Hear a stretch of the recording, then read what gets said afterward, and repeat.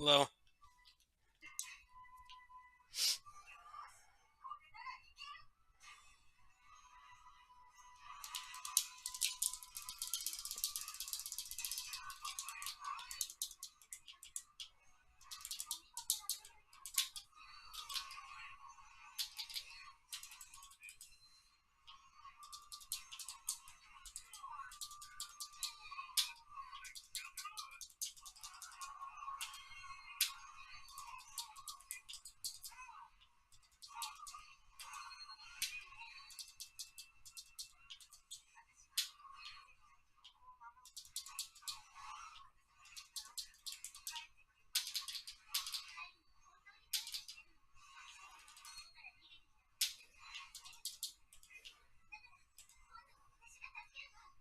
Well, the port's pretty good.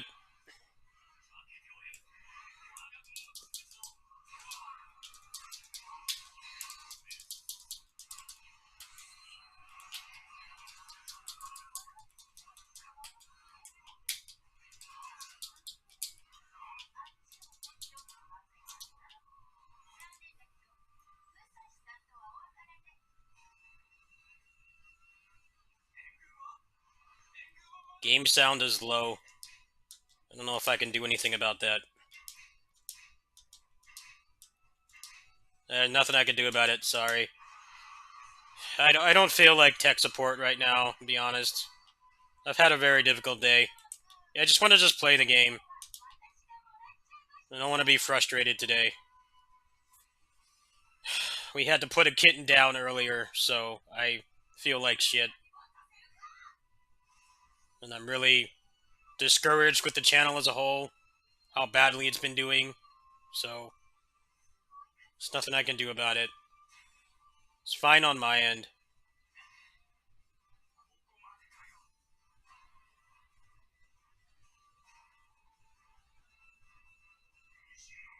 I shouldn't even be streaming right now. I feel like complete garbage.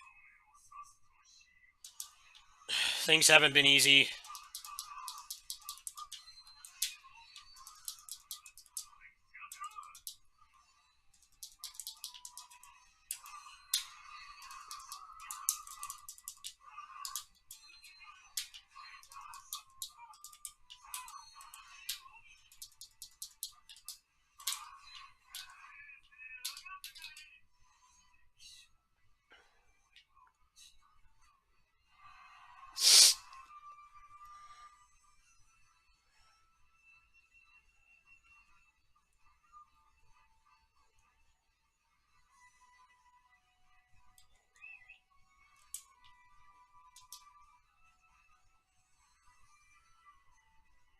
Yeah, I feel like garbage right now. I'm just...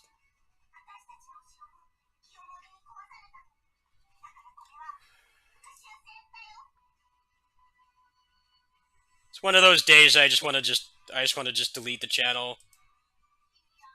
Just give up. Just delete it. Stop trying. Really is one of those days. I just want to give up. I'm stupid that I don't give up. How long I've been doing this and how badly it does. I really should just delete it. Just stop trying. This channel's never going to go anywhere.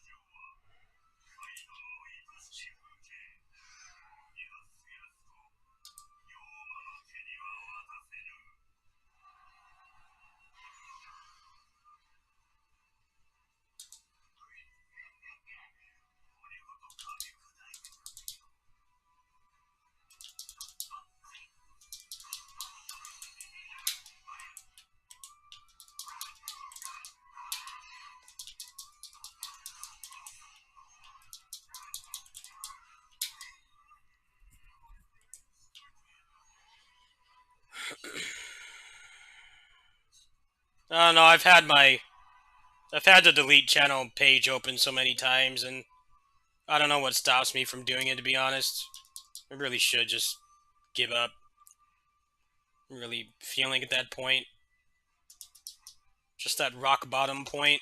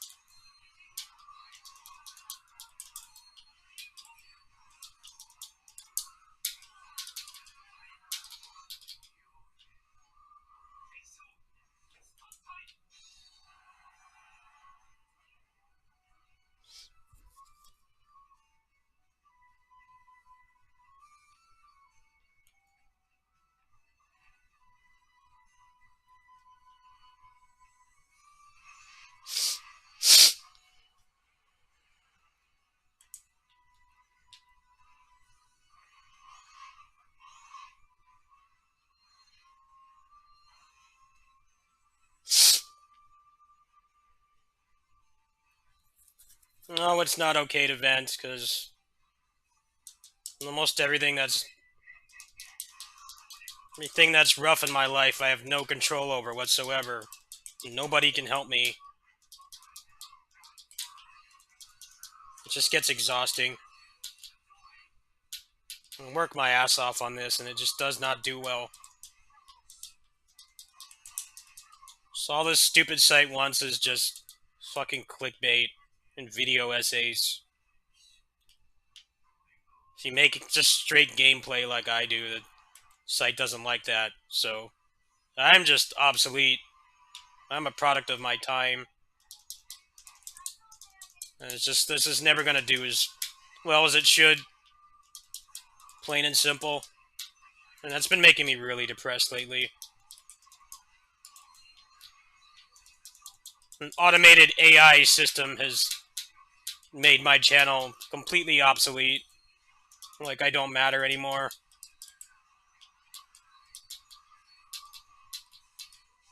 So don't play whatever the flavor of the month game is with a thumbnail with capital letters and my mouth open. So that's what does good on this site now. Instead of actually playing the fucking game. And I'm really tired of this site. I wish there was some other alternative. There's not. I put over half my life into this channel. Like, oh, a little less than half. Enough. 16 years.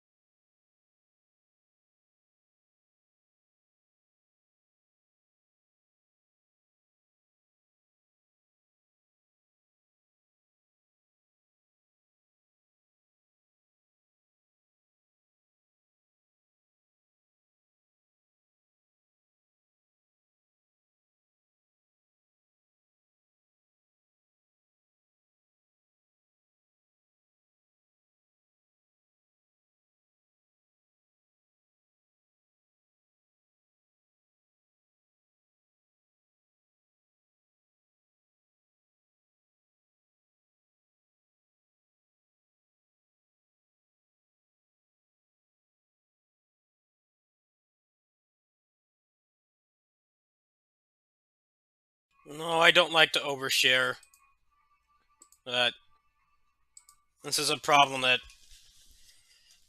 a lot of channels like mine face. It's just gameplay and actually playing the fucking game instead of making clickbait is not successful on here anymore because of the algorithm, and it sucks. I don't know how else others say it other than it sucks that something that's not even human has a direct influence on how well my channel does because I don't make the content that the algorithm wants. It's just a shitty feeling. I really have to rely on you guys to keep this running, be completely honest. And I feel shitty because with how long I've been doing this, I should not have to do that, but I just haven't had a lot of luck. A lot of this really is just luck. But I like playing things I actually enjoy. I don't like just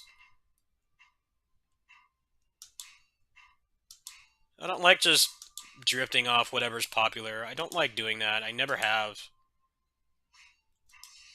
I like to play stuff I'm actually passionate about and share it with you guys because this is my passion. But it just sucks when things you literally cannot control really make that harder. The algorithm is just an asshole. It's really all it is. I know it's nothing I'm doing. Uh, it definitely sucks when things that are making your life more difficult, you literally cannot control them. That's kind of where I'm at right now.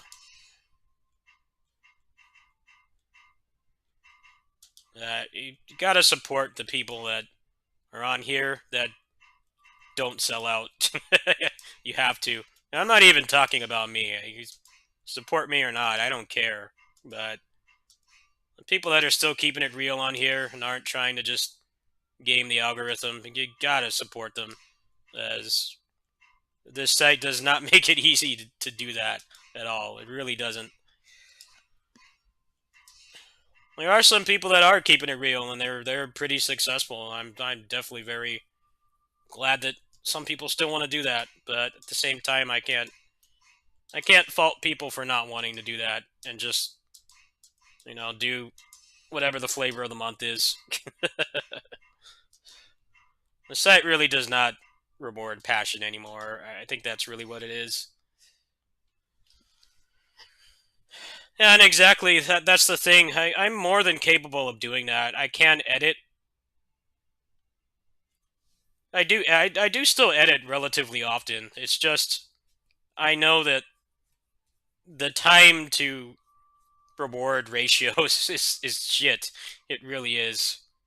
And I'm at the point where I do it when I feel like I need to, but my editing is actually pretty subtle. Uh, when I do the big overviews and guides, uh,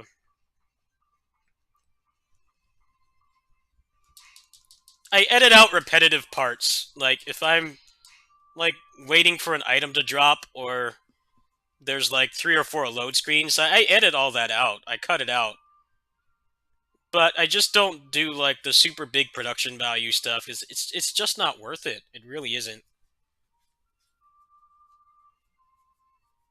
At least for the stuff that I play. I mean, if you're playing like big name stuff like Cyberpunk, Elden Ring, then yes, you should do that because there's like thousands and thousands of people playing those games, and you have to like really step up your production quality to stand out. But you're playing niche stuff like this. The thing I've learned from doing this for so long, and I taught myself how to do this. I mean, when I started doing this, there weren't any big channels, at least not gaming. No one knew what the fuck they were doing. I am very much self-taught. I learned how to do all this stuff myself. I learned that if you play niche stuff like this, like Musou games and indies and stuff, most people really don't care. You don't need to have a super overproduced video. Uh, People just want to see the game. They want to see your opinions on it, or they want help with a certain thing. And sometimes you gotta like weigh the workload versus the reward. In real life, it's like you shouldn't help people. Shouldn't help people just to get a reward. You should do it because that's what you do as a good person. But in content creation, you really have to balance how much effort you exert into something versus the realistic reward you're going to get. And I think a lot of people don't realize that. I personally don't really like watching overproduced stuff, to be honest. I like just watching just straight gameplay or like maybe very mild commentary. But like overproduced stuff, I just don't have any interest in it myself, and I try to make things that I watch myself. But I mean you can't please everybody anyway. It's really about balancing the work versus how much are you realistically going to get from this. 'Cause it's not like it's a normal job where you have like a relatively reliable rate that you're being paid.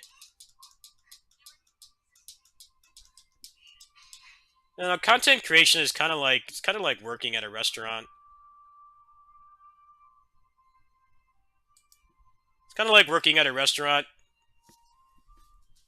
You're kind of mostly relying on tips.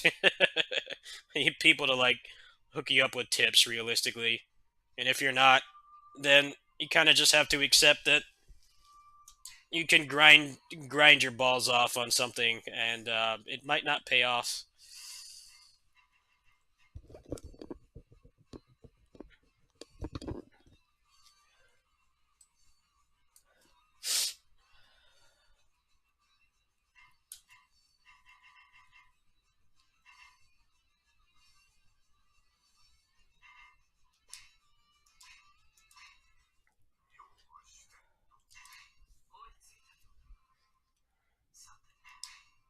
Wean yourself off YouTube. Yeah, I don't blame you.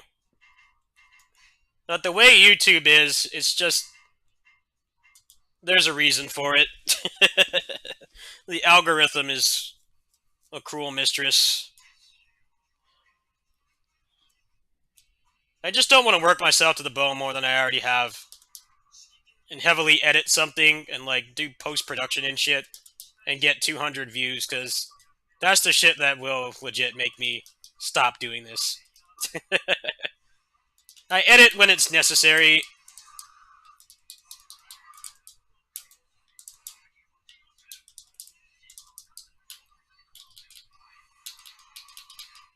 I don't know, overly edited stuff, I feel like, for me, like, I mostly just want to see the game, and I want to see somebody who's, at least average at the game, so I can get a feel of the mechanics, because I mostly play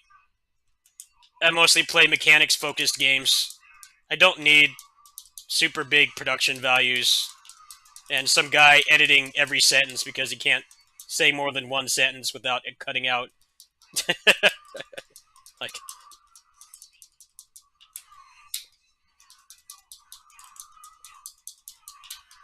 in my opinion, it's kind of like the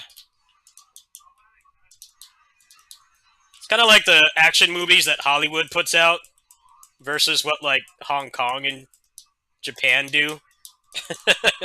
Like the Hollywood ones they have so much more money to blow on like a 30-second fight scene, but they cut away like every punch and kick, so there's barely any flow to the fight. You can't tell what they're doing. And it's like they're not even really fighting. They're throwing like one punch and then they stop and do it again.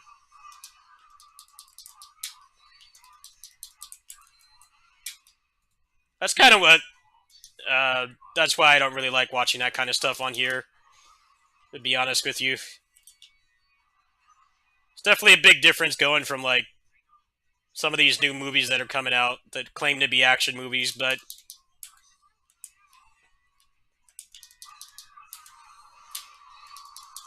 the fights are like one take, one punch per take. Yeah, exactly. And that's kind of like what I don't like to watch. So I don't want to make just what's popular with the algorithm. Because that content does not really appeal to me.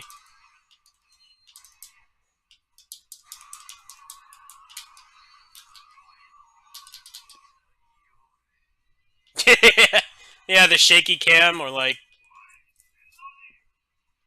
the protagonist throws like one punch or one kick towards the enemy, and then they cut away and then do it again, and it looks awful.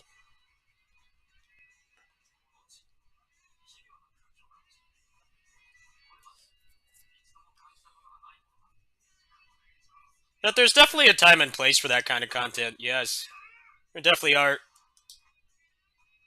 at least with gaming, there definitely are times where that is good, but I don't play anything that really requires doing that.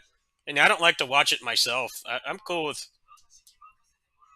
with light editing. You know, I do that a lot on here. Like my overviews and stuff. I do edit. Maybe people don't notice, but I do edit.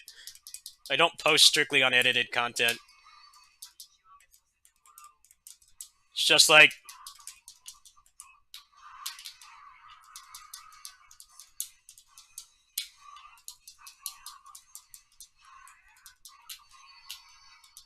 sometimes these games have like 3 or 4 load screens before you can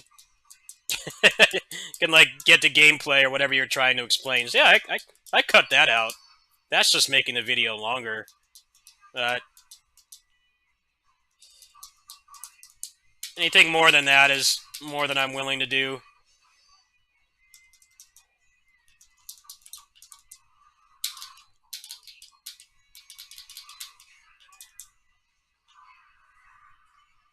Yeah, shaky cam is another problem too. They got some dude on a camcorder watching the guys fight each other, and it looks like a freaking cell phone video. Like, yeah, that's not my thing either. Well, in the low budget movies, they actually have like people that fight. They actually fight each other. Of course, it's heavily choreographed, but they're fighting for more than like 2 seconds before they cut out, which, from a spectator standpoint, is so much better. Here's a good example. Where is it? Perfect example right here.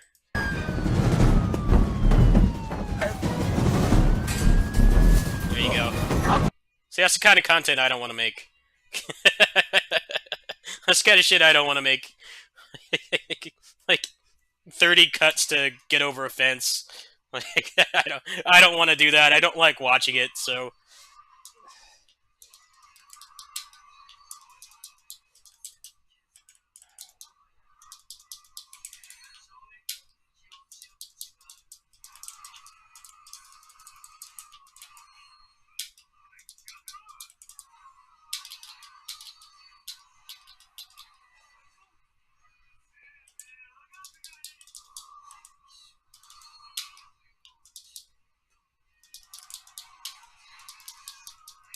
gotta love when they have like,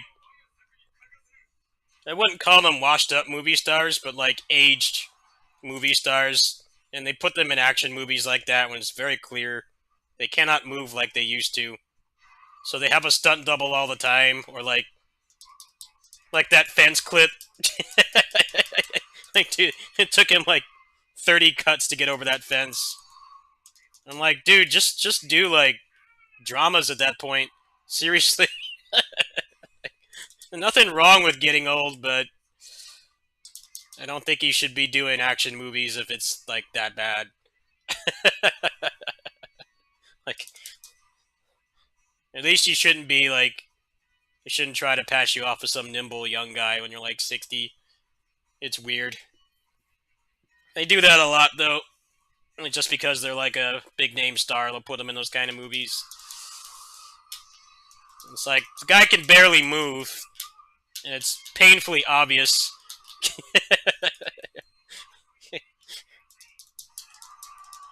You know, had to be a professional movie maker to notice, like, dude, Liam Neeson can't move anymore. He's not Qui-Gon Jinn anymore. Like, that dude cannot move. They try to pass it off like they can.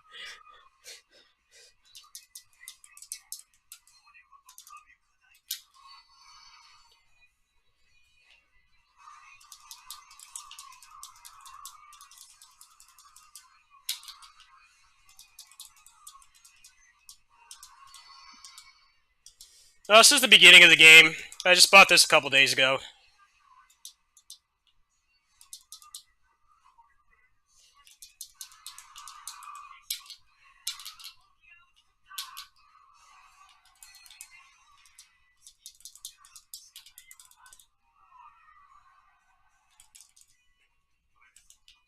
Yeah, I don't get why they do that. It's like, dude, you don't have to be like,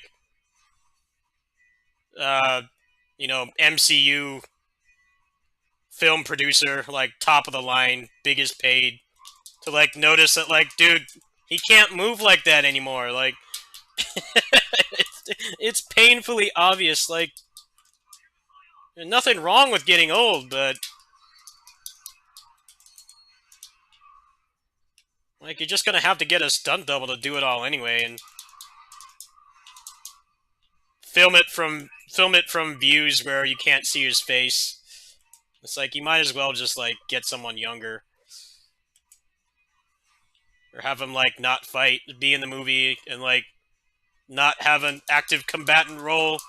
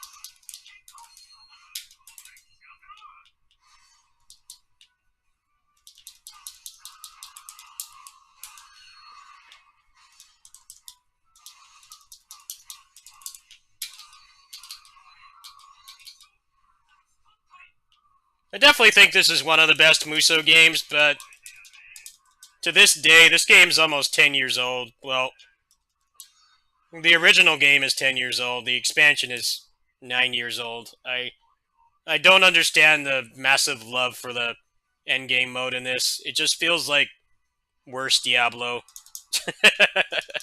I didn't like it at all the first time I played this. But I played this game in Japanese back when it came out. Uh,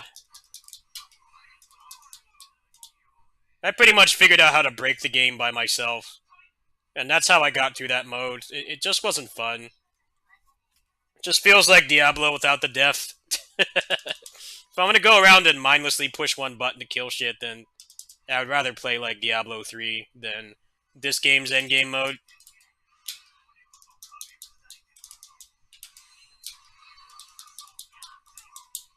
I enjoy playing Infinite mode a lot more than this game's endgame mode, but the problem with Infinite mode is it has really crappy rewards. You get like barely anything for playing it. It's mostly just you got to go into it accepting that you're not going to get much of a reward for doing it. But I really like the combat in that game. It's fun to play, but they really dropped the ball on having like any kind of reward for doing it. So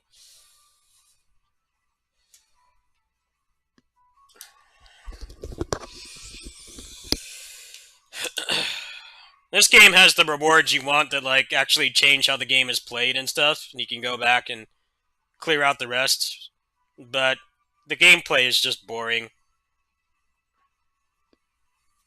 I'm pretty much just asking you to break it.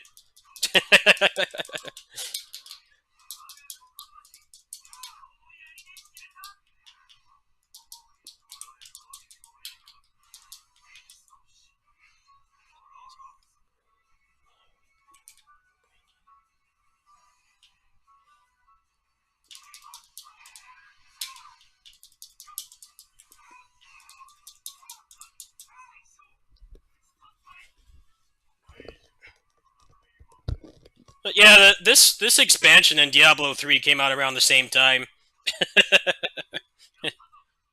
Came out pretty much around the same time.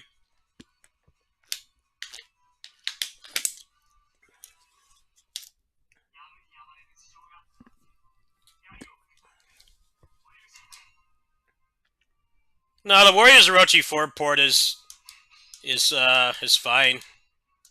There's nothing wrong with it. You don't have to worry about that.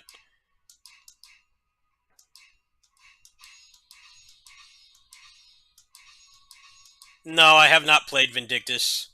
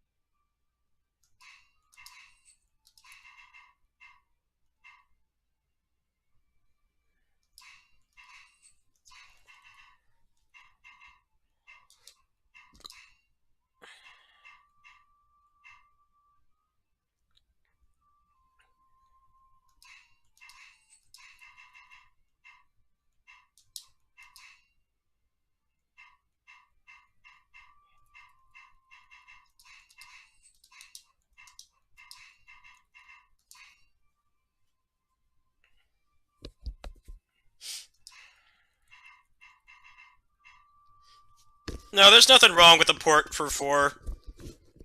This game is a technical mess. It really is. Like, the PS4 version for this constantly drops frames. They didn't even try to, like, optimize it for the better hardware.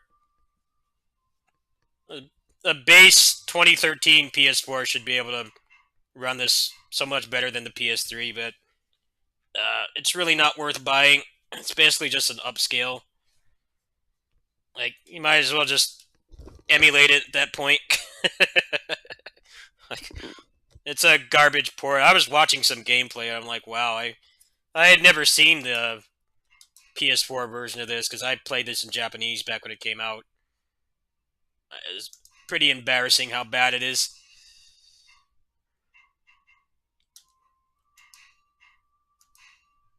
The engine they use for these games is honestly terrible. The new engine that they're using, the one that they use for Samurai Warriors 5, is pretty solid. That game is garbage in its own right, but uh, the engine was really good. The port was perfect too. I had zero problems with it. They are getting better, but I think it's kind of like same thing that's been going on with the Yakuza series. Like the engine that they had was just so old and decrepit, and there were things that it just straight up could not do. And it took them like 10 games or whatever to get off that engine. And now they have the Dragon engine. Those games like run like way better. Uh, this game is a product of its time. That's pretty much the problem, really. Yeah, the PS4 version of this is laughable how bad it is. It's a joke. I looked at like what is even the upgrade here? Like he, he doubled the resolution, fine, but it runs just as bad.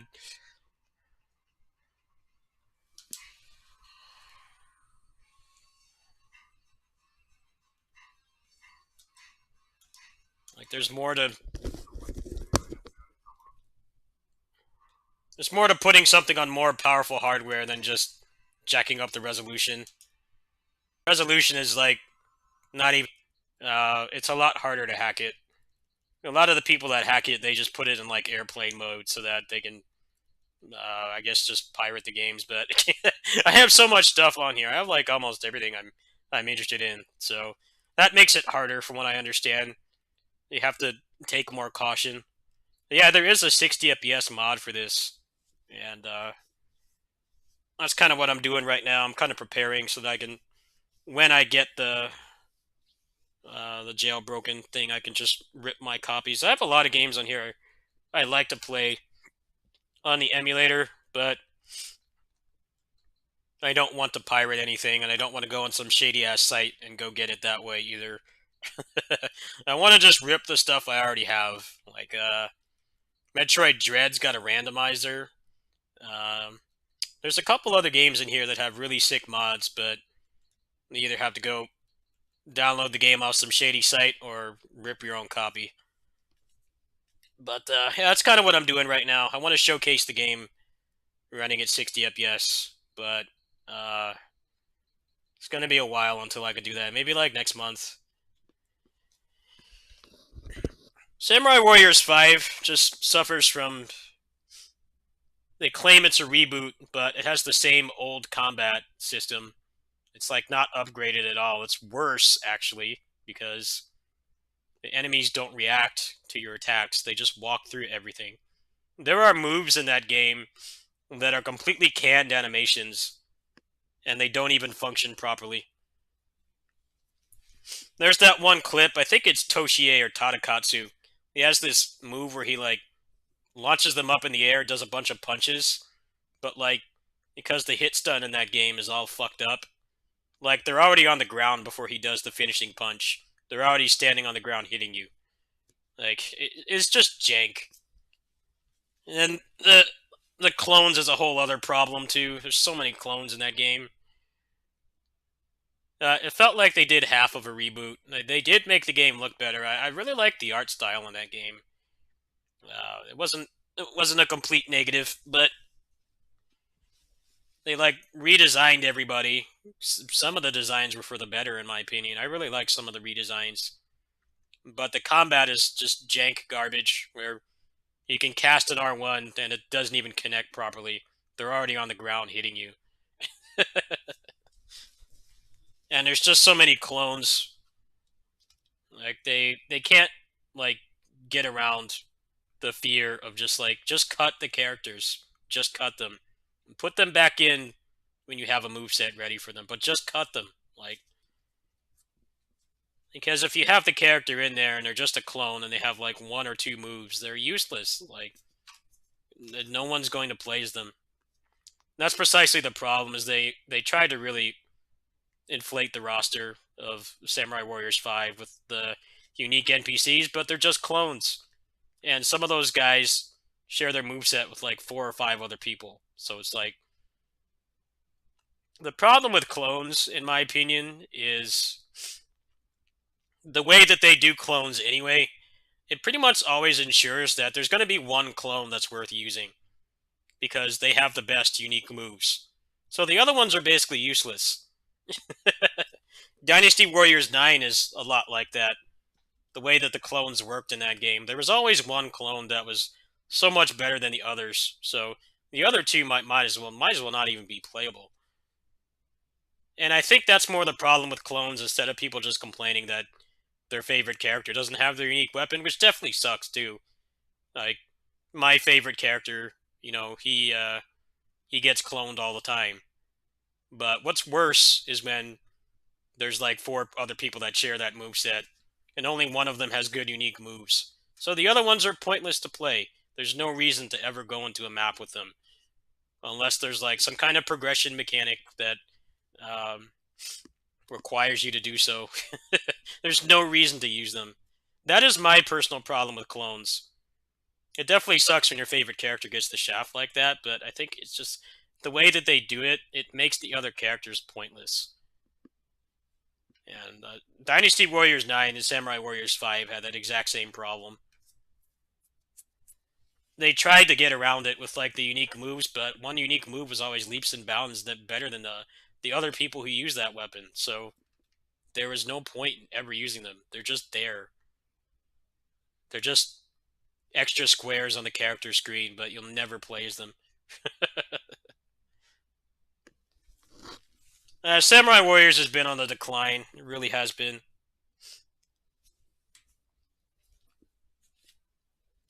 I feel like they wanted to do more with 5, but they probably got crunched to put that game out for like a fiscal year or some shit. There are aspects of it that are great. I really like the art style.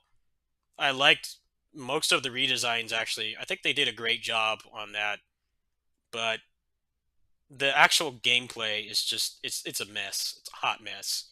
There's so much wrong with it. And unfortunately, it's a video game, so redesigns and voice acting and art style really only go so far. you know. Also, I actually did not like the Nobunaga redesign. I thought the way that they just when they made him older and he's like the edge lord, he looks exactly like the original one. Like they could not. They were too scared to break away from that classic design. They look almost exactly the same to the point where the reboot Nobunaga looks like he's just a cosplayer.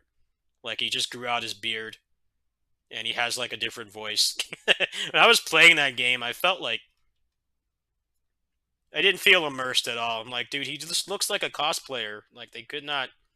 It's okay to make him look different, dude. He's had the evil mustache for like 20 years. Like I actually like his younger design. I like Mitsuhide's older design too. I think they did a much better job with him, where he like looked older, but he didn't look like a carbon copy of the original design. The Nobunaga design in 5 is a real mixed bag to me. I think that they knew that it was an iconic design and they like didn't want to stray too far from it, but he looks literally the same. He looks very, very similar. It's like I don't know what happened with, with Mitsuhide.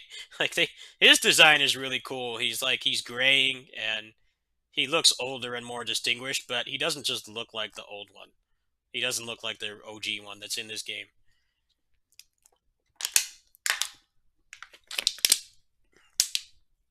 But yeah, that's the problem with clones, Radical, is the way that they do it.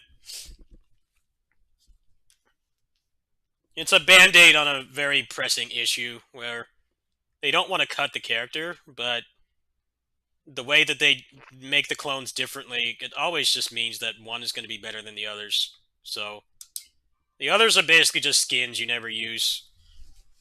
And the more clones there are, the worse that gets. Samurai Warriors 5 was just depressing to play. When you unlock a character, and it's just the same dude with the same generic sword moveset, but he looks different and he has like one different charge attack.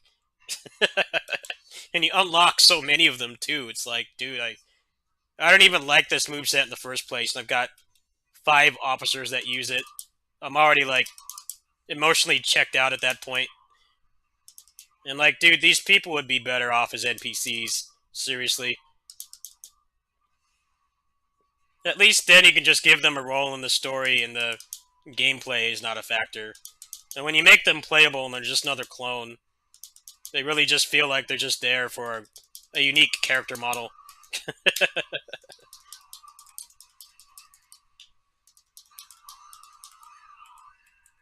No, that's my TED talk on it.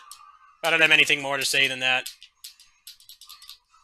But that's always been my thought on the issue.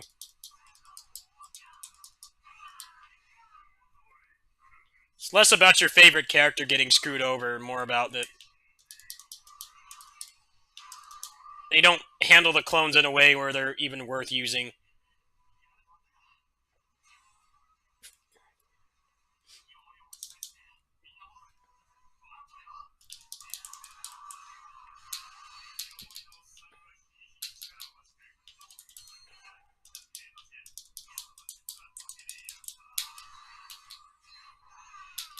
Fire Emblem Musou is another one that had that problem.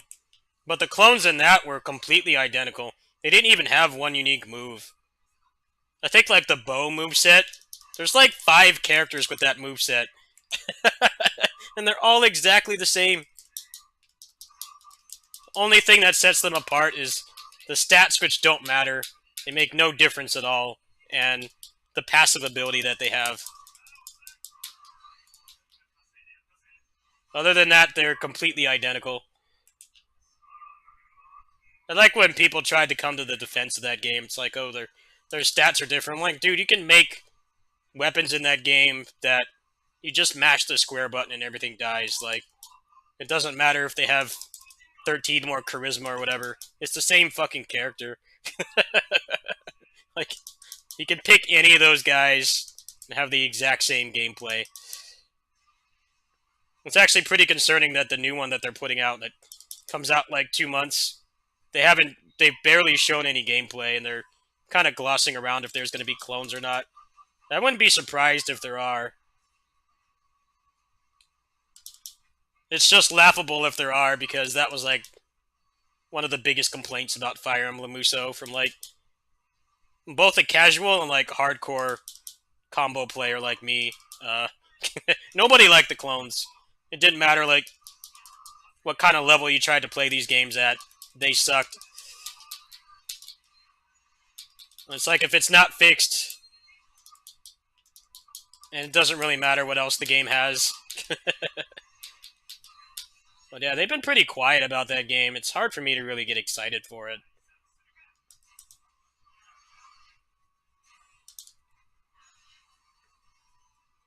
What's up?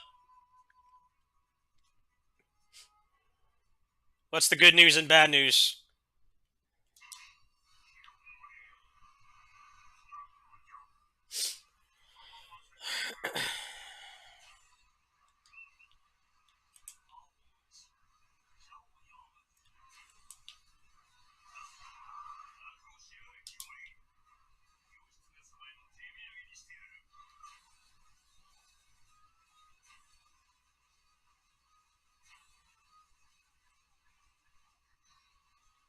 Alright, what's the bad news?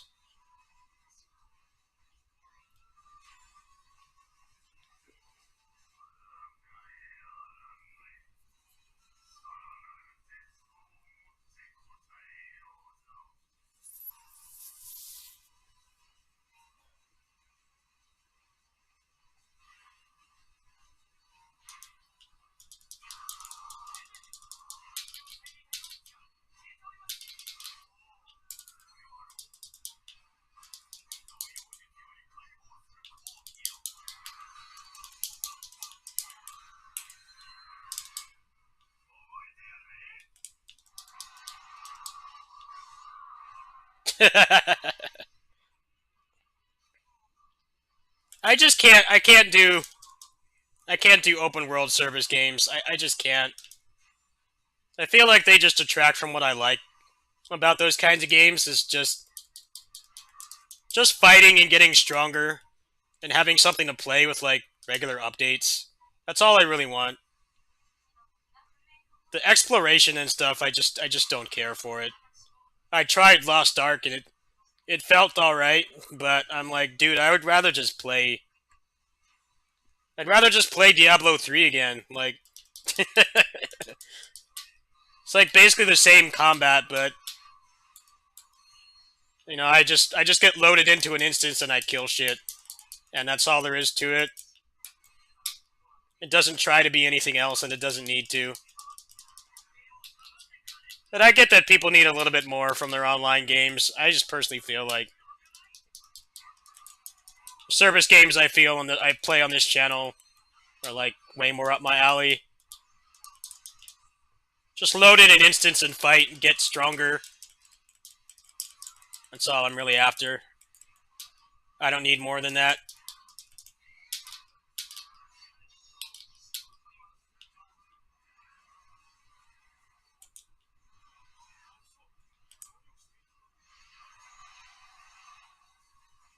Lost Ark being as popular as it is still really, really confusing to me as somebody who has a very long and troubled history with playing Korean MMOs and stuff. Like, it's a high production value one. It's less Korean MMO, but it still is one.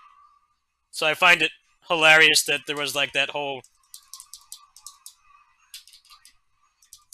drama over the paywall in that game. I'm like, dude, I could have told you that. like I played a dozen games with that exact same jacked up upgrade system. Like, I don't know what people were expecting. Like, you're aware the game's from Korea, right? Like, all their games are like that. It's just a matter of when the paywall hits and how severe it is, how much you need to pay to, like, actually enjoy the game. They're all like that. Sometimes the paywall is, like, right away. Other times it's like, you put, like, 200 hours into the game. It's like, okay, if I want to actually do this end game content, I have to start pumping money into it. It's just weird it was this hot topic. I'm like, dude, I played the game for like 2 hours and I could have told you that that was going to happen. Like, they're all like that. It doesn't matter how much they try to disguise it. It's always going to be a problem. You just kind of have to accept it if you play those kinds of games. You're going to get paywalled at some point.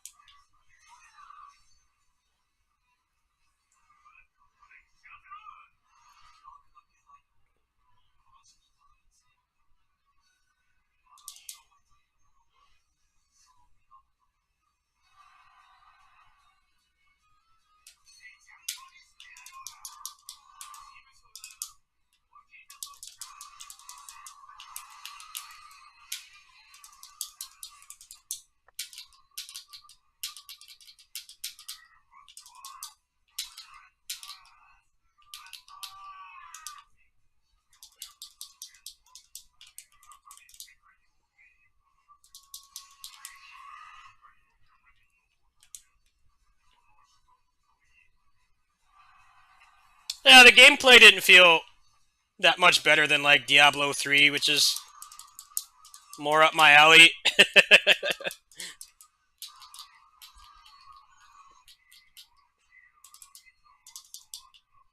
Onorochi Arimitama Sawaka.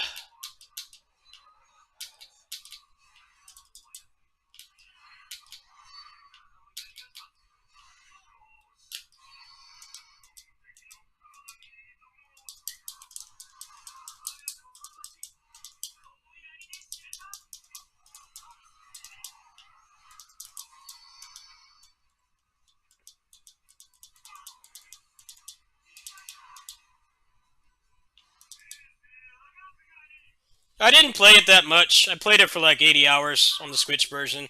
I really enjoyed it. It's fun.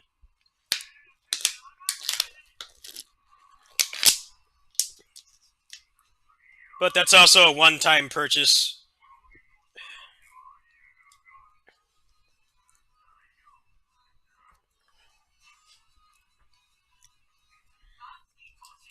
Wait, you have to pay to get character slots? Really? That's pretty whack.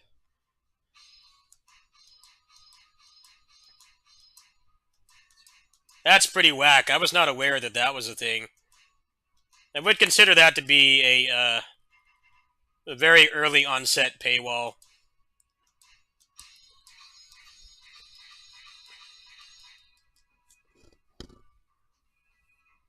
No, I meant in Lost Ark. I didn't know Lost Ark was like that, where you have to pay.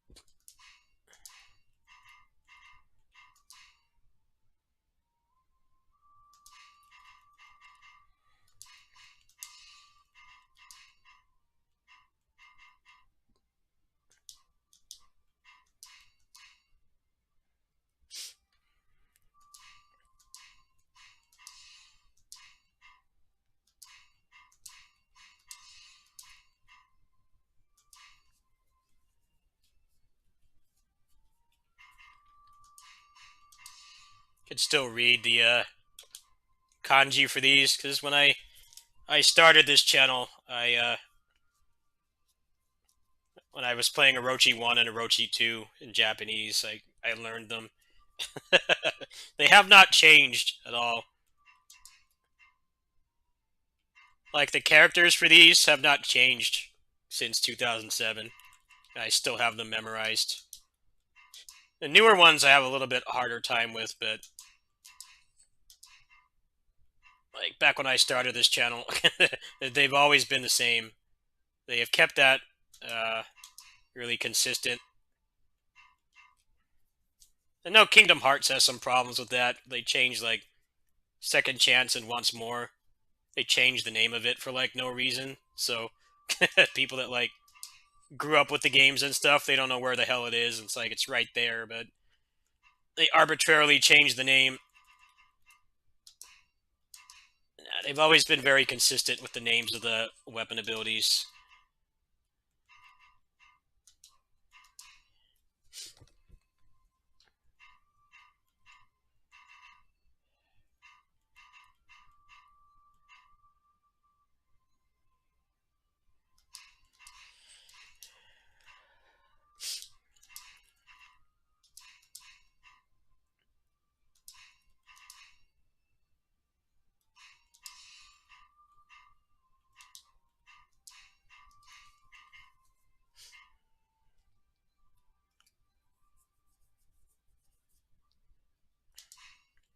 Yeah, that's a pretty early paywall. That's actually one of the worst paywalls right there. Like that's not even like I want to top the leaderboards and I need to make a video of myself doing like 10 trillion damage. It's like, no, I just want to play as another character. Like that's pretty whack. That's actually worse. That's worse in my opinion. It's like not everybody that plays those games cares about topping the leaderboards and making clickbait videos and stuff. Some people just enjoy the game and that's fine. But I feel like blue balling you when you actually want to play more of the game. Especially when alts in those games always have like separate inventories and upgrades and stuff. It's like they could make more money off you. That they're so greedy that they can't even be bothered.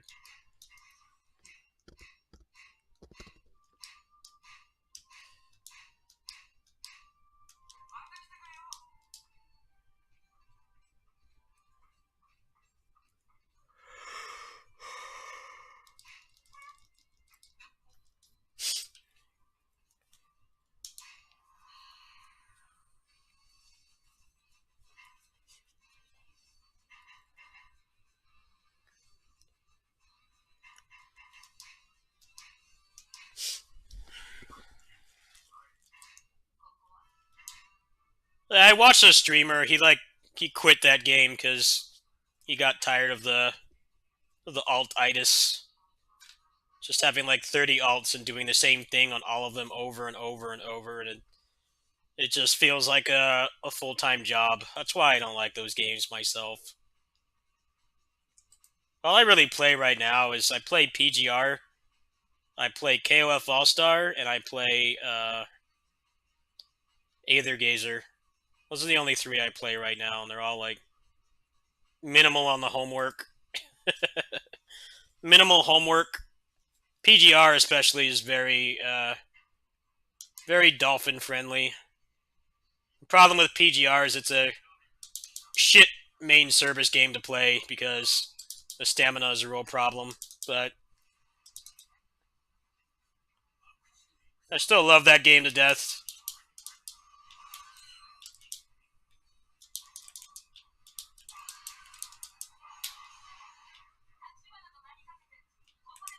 Nah, I'm not into the waifu shit at all. I'm into gameplay. I actually hate a lot of those generic animes and shit. I can't stand them, but the gameplay is good. It's up my alley.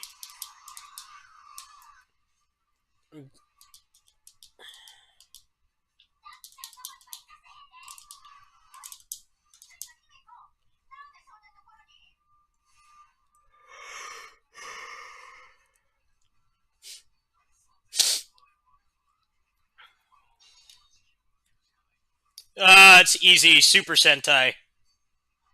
Super Sentai. And Kamen Rider already has 3 Musou games. uh, Alternative take would be another Kamen Rider Bat Ride War game, because the last one was really good, but they stopped making them. Yeah, there's your answer.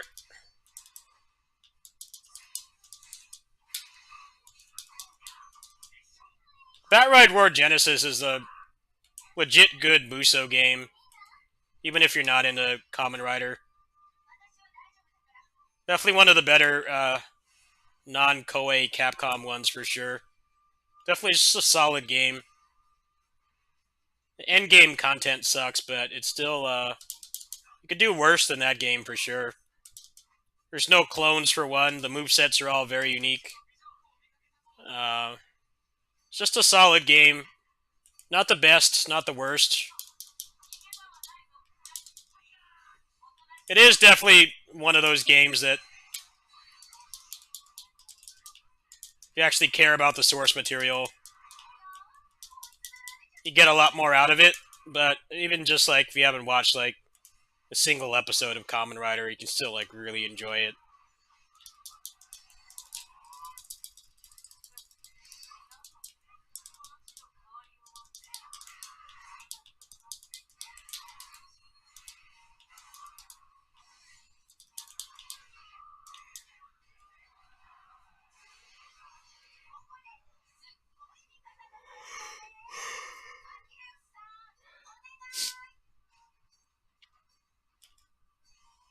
I think what they replaced the Kamen Rider Bat Ride Wars series with is the more depressing thing, because they replaced it with something that's dreadful.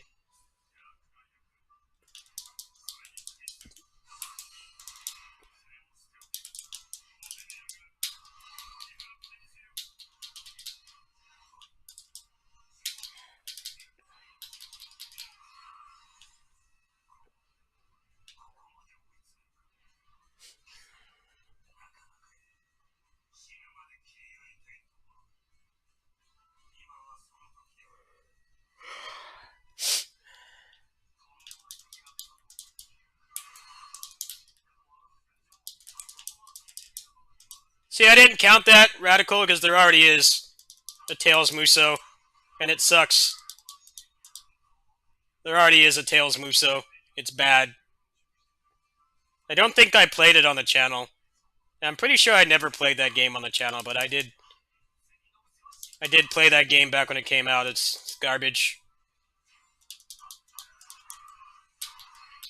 But yeah, I'd be down for that too. They want to try that again. Yeah, Twin Brave. I might play that on the kitty sitting streams. Maybe sometime soon.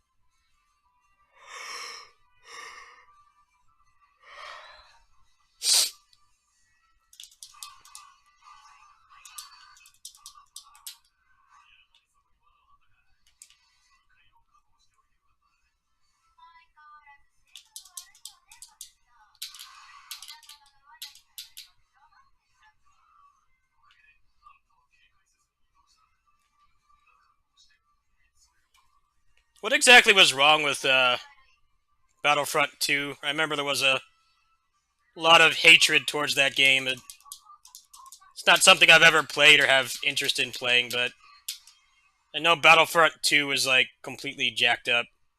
Not the old one, not the one from the early 2000s, the more recent one from like 6 years ago. I just remember hearing a lot of drama about that game.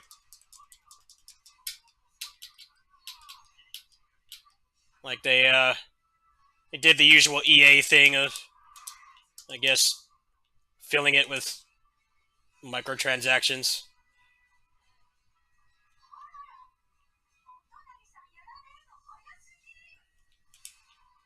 Yeah, I know a lot of people went back to the old Battlefront. A lot of people went back to the old one.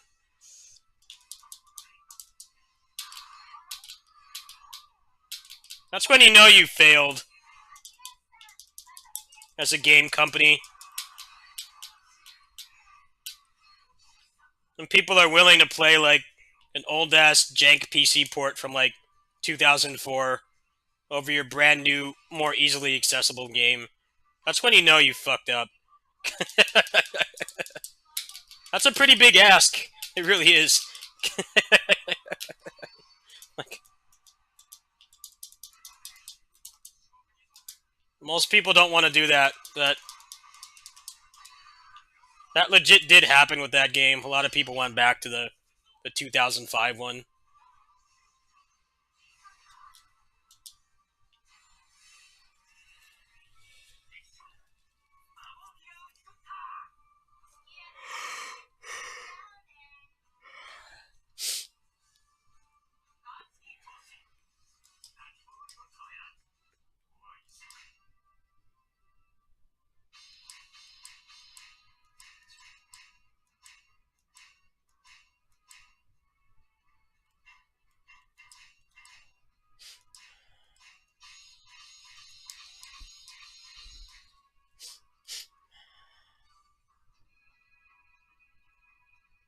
Yeah, I heard the new Battlefield is bad. The new Call of Duty is like a bomb. And like the execs are blaming it on it being World War II. There's like some article where it's like the execs are blaming it on it being World War II. I'm like, dude, I could have told you that. I don't even play Call of Duty. I have never played a Call of Duty game, and I could tell you that that is a very oversaturated setting for a video game. It's not rocket science, especially when Call of Duty itself has done it like 5 times at this point. Like, what were they expecting?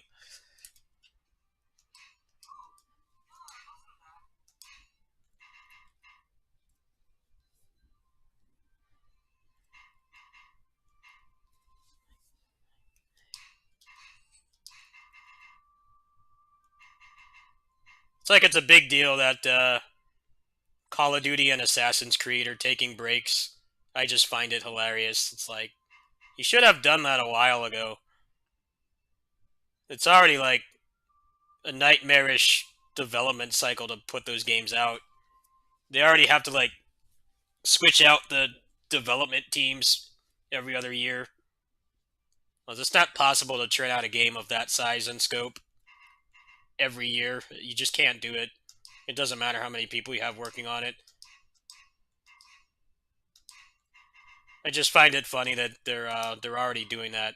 It's like this big deal that they're doing it. Like, it's, you should have done that a while ago.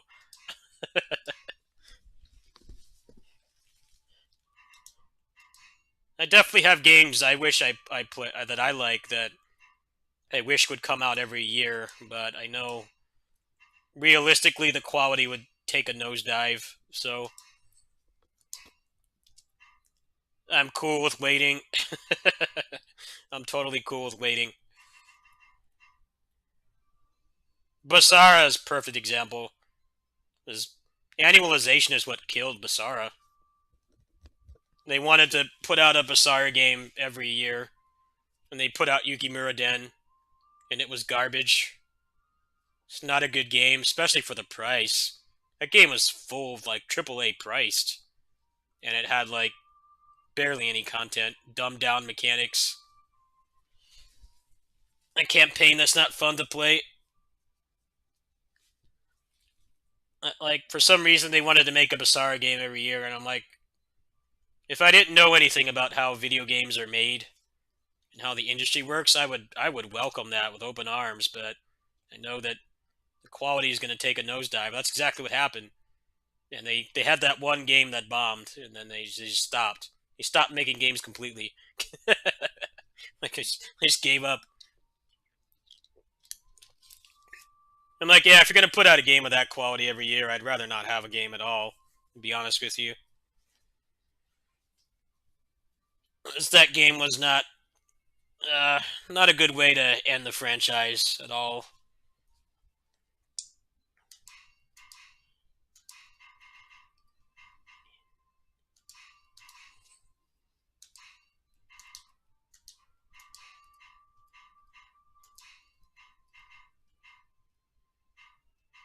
I think people don't always realize that.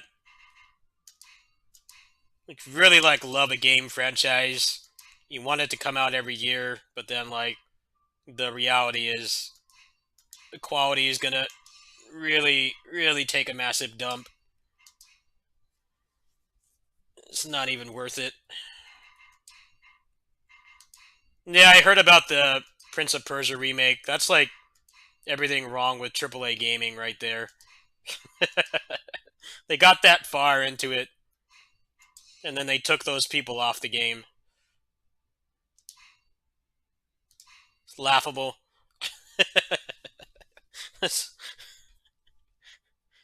I guess they like didn't they show some gameplay of that remake and people like memed on it, and then they said they needed more time, and then they come back like earlier this week. They're like, "Oh well, we're getting someone else to make it." It's like that's why you don't outsource to people that can't handle it. Like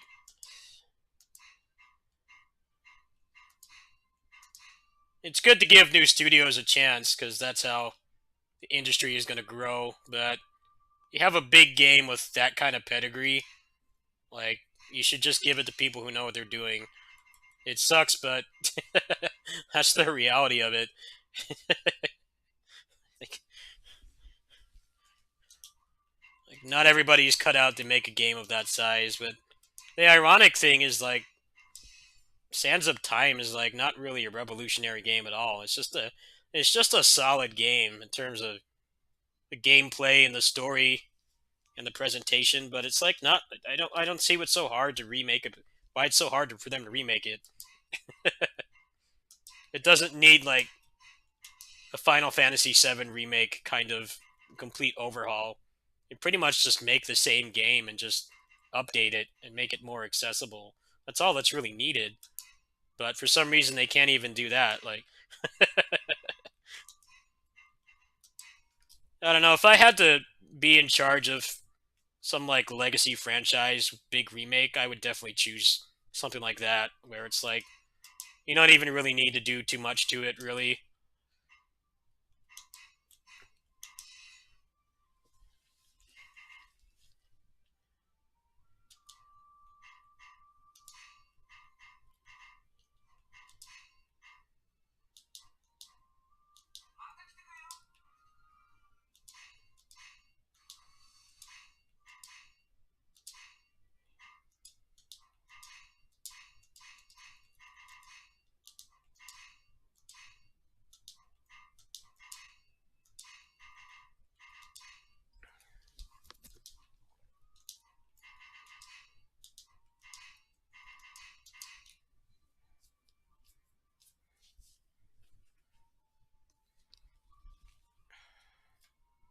Hey, what's up, Jared? How you doing?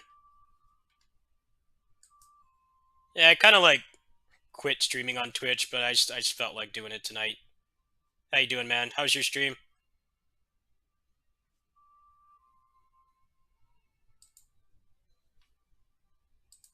Yeah, I kind of like rage quit Twitch. I don't really use this platform to like I don't use it. I don't use it to create content anymore. And I'm like, I felt like it tonight. Why not?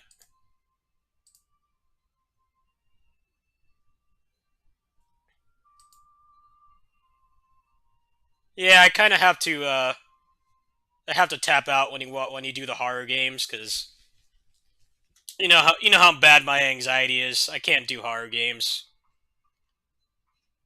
But I don't like to draw attention to myself by leaving, so I kind of just leave. I don't like to make a big scene out of it, but yeah, I can't do horror games. I can't do EDF either because the big ass spiders. Yeah, I can't watch that game either.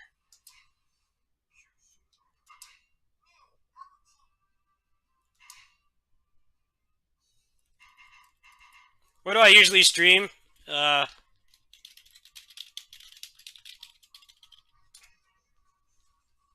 well, Jared, the thing is, I'm partnered on YouTube.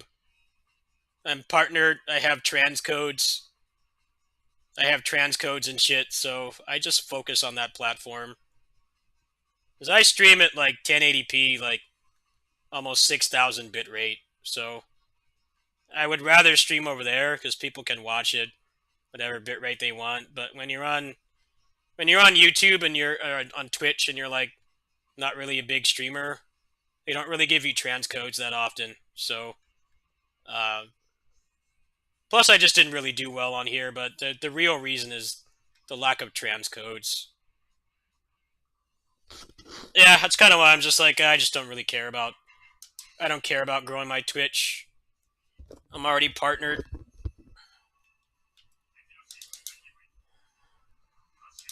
I have like 10K followers on the YouTubes.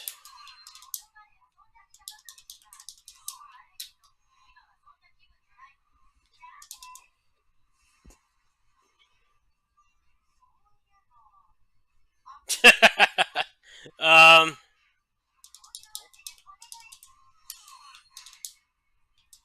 I can send cat feet, cat paw pictures, if that's your thing. Other than that, no.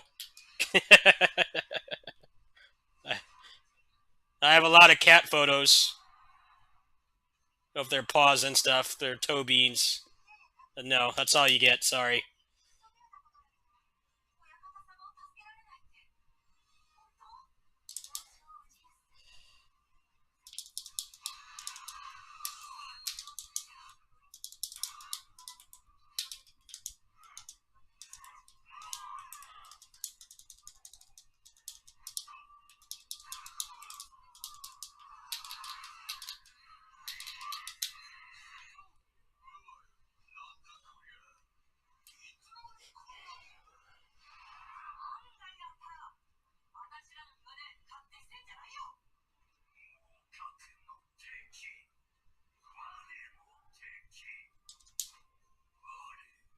我で 倒せ I will defeat you. And if you watch Hurricane, you hear that a lot. The Red Ranger in that series said that like every 5 seconds. 俺は倒す.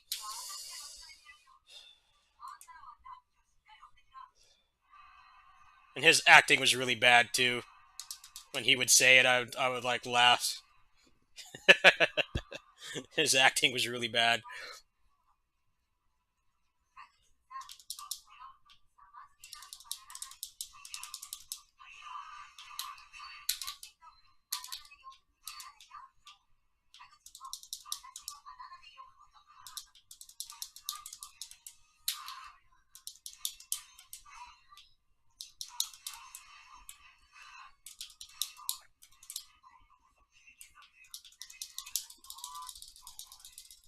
Onore!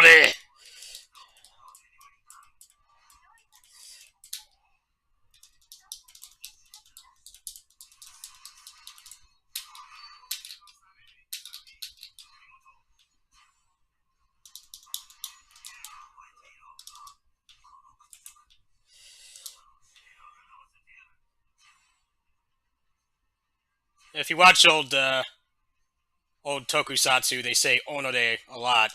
You learn what that means really fast. They don't say it as much in the like new tokusatsu, but the stuff from like the 80s and 90s, man, they say it so much. That's why there's the term having a weeb level of Japanese. It's like when you know stuff like that, because they say it every 5 seconds and stuff like this, anime, video games. I know I can know a little bit more than that, but I only took one semester in high school.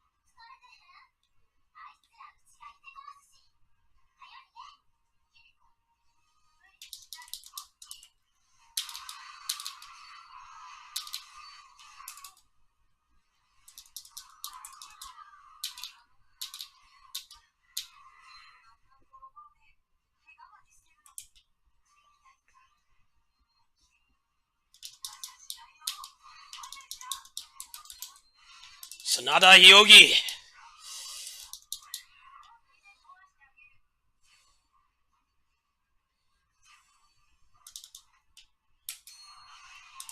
That's right. I remember how to use this R1. It's so much worse than the one he had in the first two games. But you can combo after it. And go like that. Air dash cancel. I remember being pissed when I first played this game, like 10 years ago. And the one he had in the first two games was so busted. Because it procced elements, and you landed before they did, so you could just do it again. You could shred, like, entire piles of officers just that one move. This move ain't it. It's nice as a combo starter, but old Sanada Hyogi was king shit.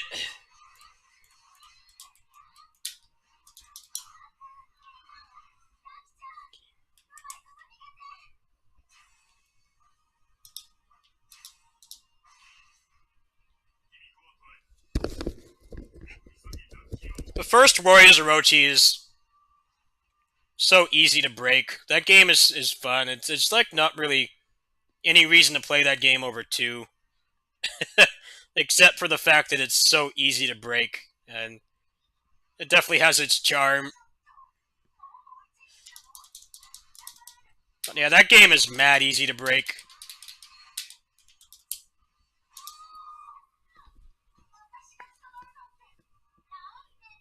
Because C1's in that game proc elements, so that's definitely the best Yao Chan has ever been, is the first Orochi. She had that baseball slide, and you were like invincible during it and procced elements. And every time you hit someone with it, it took off like 30% of their health. I used to call it the baseball run. There was the Guan Yu's escape in that game. That was like the best way to get weapons.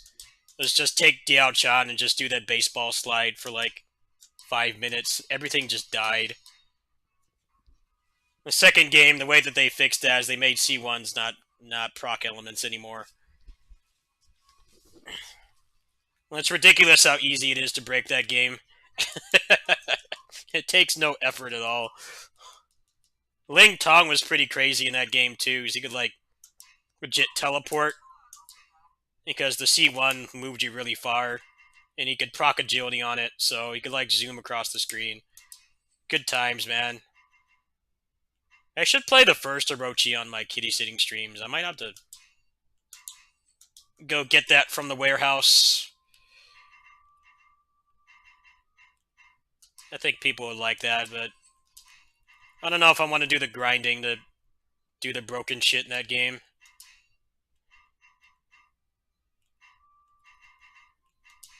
More inclined to do that in this, because this has movesets in R1s that the later games don't.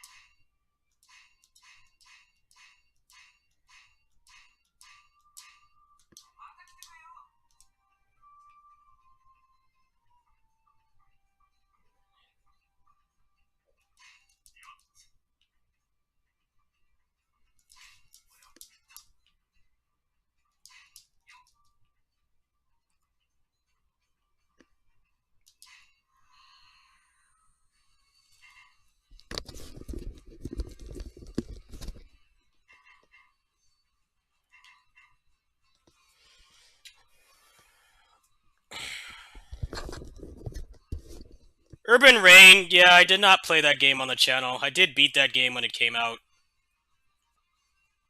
Problem with Urban Rain is the input reading AI. It makes it really frustrating to play. Like, the harder difficulty on that game, they basically just input read everything, and it makes it not fun. I would like to play that game. I do have the ROM for it. And right now, I'm kind of working on Musou May and stuff, because I'm trying to raise funds for my vacation in the channel and shit, but maybe when I get back from vacations, I don't think too much is coming out in June. There's like nothing coming out this month that I really want to play. It's mostly just updates for shit I already bought. There's not really any super interesting games, at least for my tastes. Well, I don't remember when I unlocked Ling Tong. Let me see. It's been so long since I played 3 Ultimate.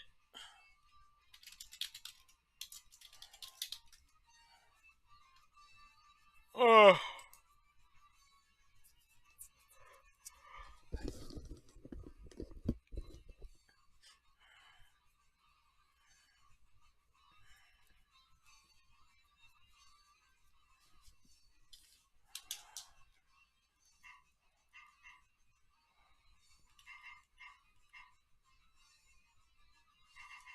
Battle of Totorigawa. I don't remember which one that is. That's where you get Zushu, and that's how you break this game. You just pick him.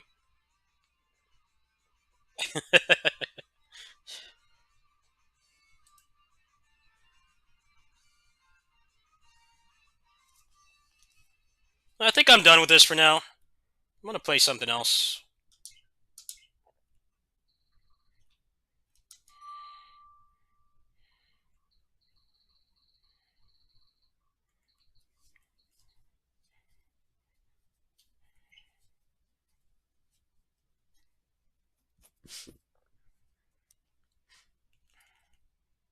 Sifu on hard mode? Nah, I don't really feel like that.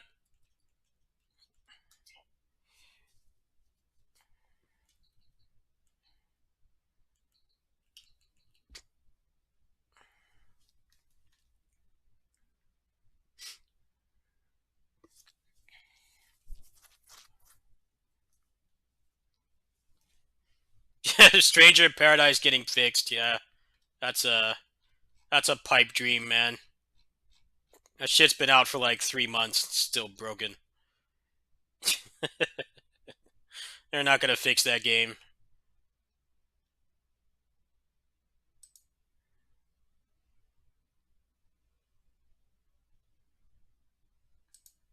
It's hilarious that there's actually a Japanese article, like it's getting picked up by Japan game industry press about how fucked up that port is.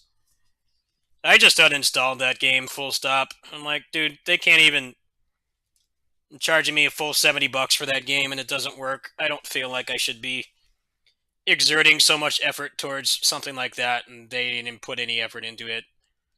It felt really disjointed to keep playing that game. I regret buying it.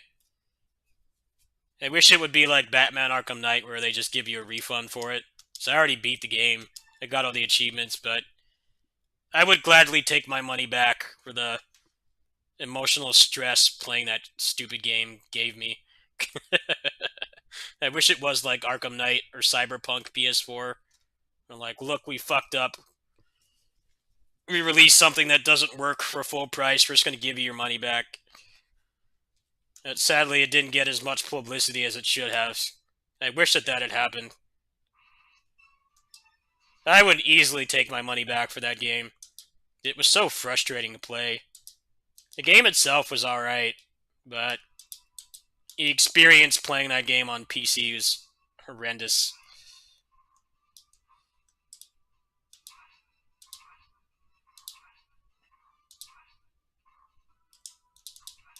Well, apparently the reason that the game runs so badly is because the characters, even like just the generic bat, there's a tweet on Twitter where someone said that the basic bat in that game has like more polygons than a Final Fantasy VII Remake character model.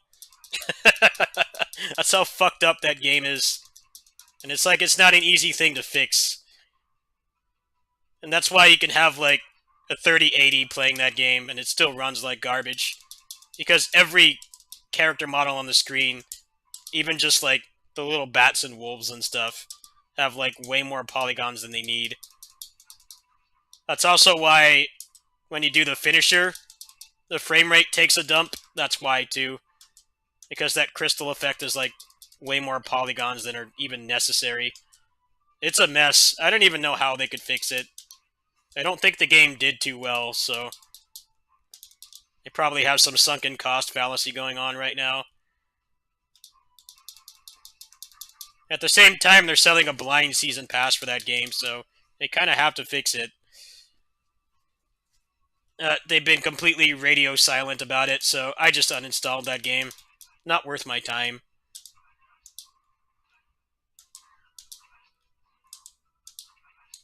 Worst thing about PC gaming is when they put out a embarrassing port like that, and you fight with it to get it to work, but then like by the time you get it somewhat playable, you're already like tired of it because you've had to put hours of time into getting something to work that's supposed to be like for your entertainment, you know, playing the game to relax, wind down from work and school and shit. And no, you're fighting with this port that has bats that have more polygons than like a cutscene model of Final Fantasy VII Remake. It's just all kinds of messed up.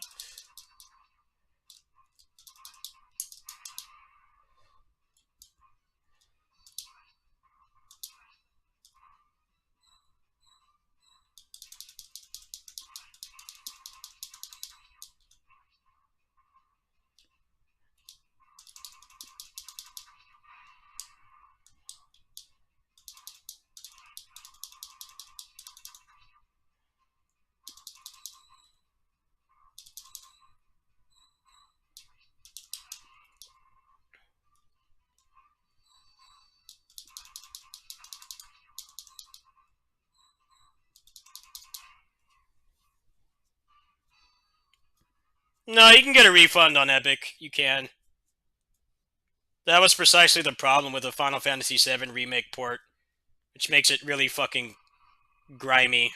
is the problems in that game appear when you get out of the first dungeon, the reactor core, or whatever it's called. When you get out into the city, that's where the texture streaming and the stuttering happens. But like casual playthrough, like actually watching the cutscenes and not having like played the game before, you have like 10 minutes. You have like 10 minutes when the game starts stuttering like that to try to fix it. Because you only have 2 hours. They have the same refund policy as Epic, but that game in particular is that's what makes that port so bad. It's not like Stranger of Paradise, it's bad port, but at least like within the first like 10-20 minutes of gameplay, you're like, all right, this is running like garbage. It's either fight with it, hope that the modding community fixes it, or just refund it. But the 7 remake is actually worse, in my opinion, because it's not until you get out into the big open areas that you start to get the texture streaming and the stuttering problems and stuff. You basically have no time to fix it if unless you're like Elon Musk's dog or something and you don't care about spending $70 on something that doesn't work. Like, you have no time at all. It's a really jacked up situation. A Stranger of Paradise is pretty gameplay oriented more than 7 Remake is, so you can tell it's fucked up like the first moment you get into gameplay. That doesn't excuse it at all, but those ports are both bad. 7 Remake is worse because it gives you the false hope that you bought a functional product. You did not. It's like the first dungeon, the first level is like really small and contained. As soon as you get out into those slums, the town, it falls apart. And realistically, you cannot fix that port in time before you're unable to refund it. It's not possible.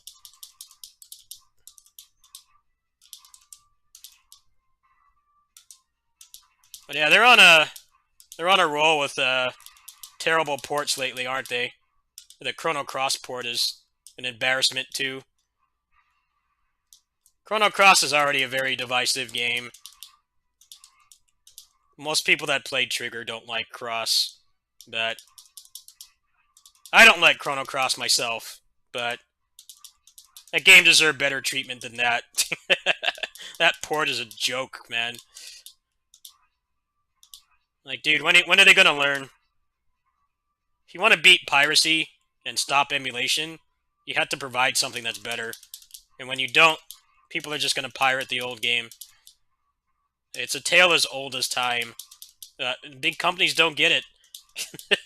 It's like, dude, I could go type in Google how to download that game and run it in an emulator, and it would be better than the $20 remaster they're trying to sell.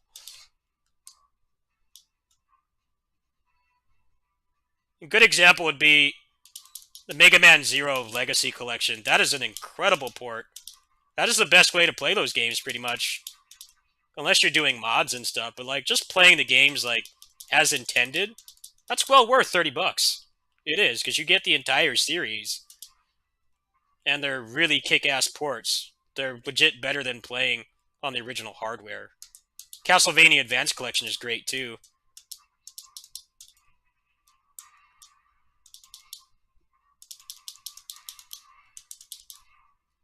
I just find it hilarious that they put out shit ports like that and wonder why they don't sell. It's like, dude, downloading the ROM and the emulator is better.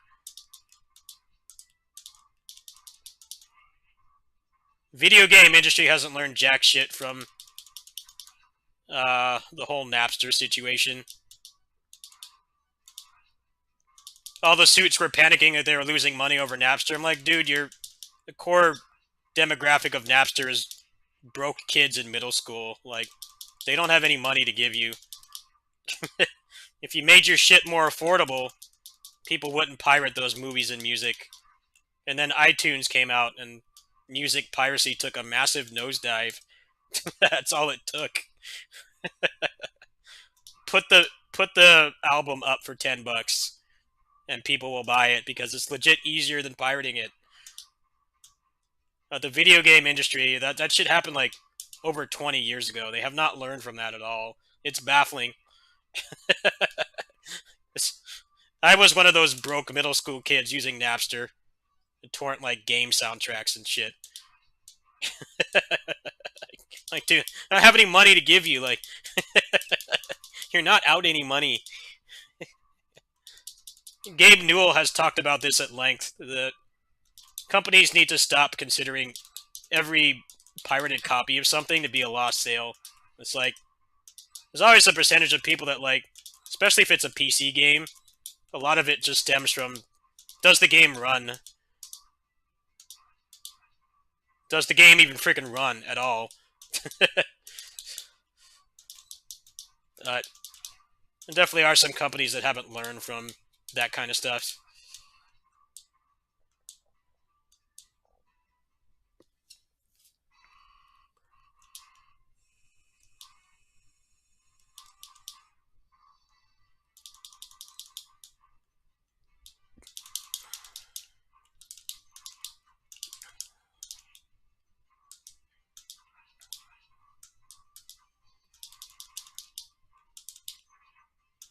Netflix was the same thing. Back when Netflix actually had like stuff you wanted to watch. Netflix used to be the king. That was one of the things that killed movie piracy too. Was Netflix. It's like if I want to watch some old ass movie, you could just go on Netflix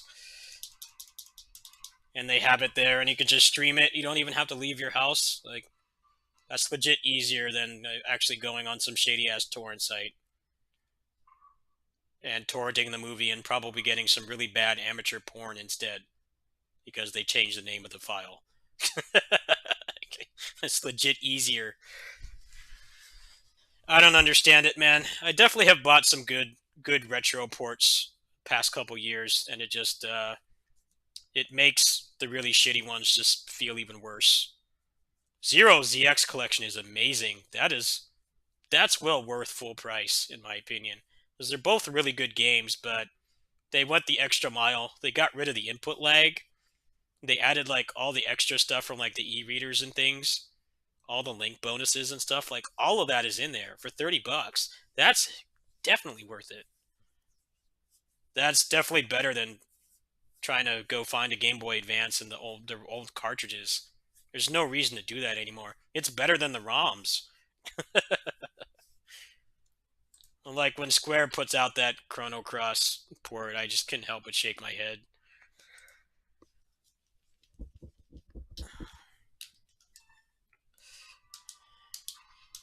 Oh man, this track is so good. Every track in this game is golden.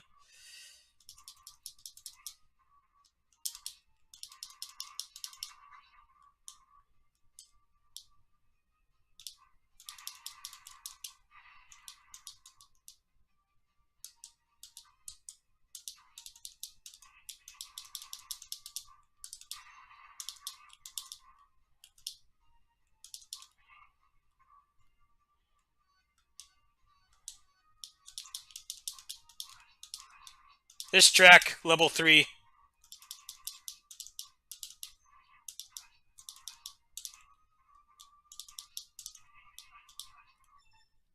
Can you not hear the music? Wait, has the sound not been working this entire time? Why didn't anybody say anything? The sound has not been working for 2 hours, and no one said anything. Are you shitting me right now? Wow. You gotta remind me. Like, come on, I don't ask for much here. No one said anything. There's been no sound for 2 hours. No one said a word. Really? I hope that's not true. That's what the city is saying.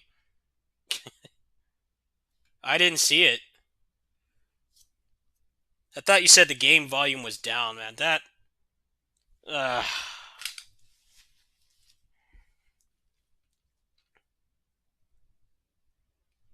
I thought that the game volume was low. I didn't know it was non-existent. You should have told me again. I didn't quite understand.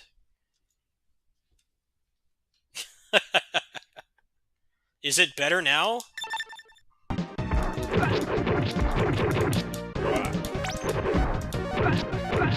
forgot that I rebooted my computer.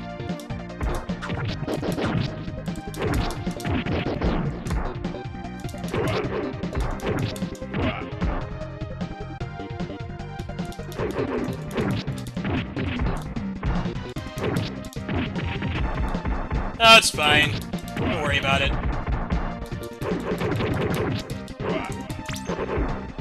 Keep in mind, when I play console or mobile stuff, I hook it up to my capture card.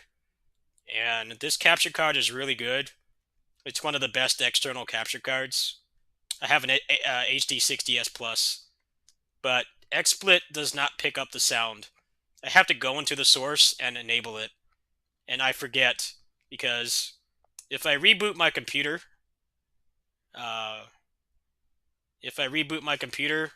XSplit forgets. If I don't reboot my computer, then the sound stays from the last time I streamed. I should be more clear about that, but yes. Yeah, you should have been more clear. Just say, like, no sound. That's a bummer. It's kind of a shitty stream, isn't it? Oh well. Sorry. I've had a very difficult day, okay?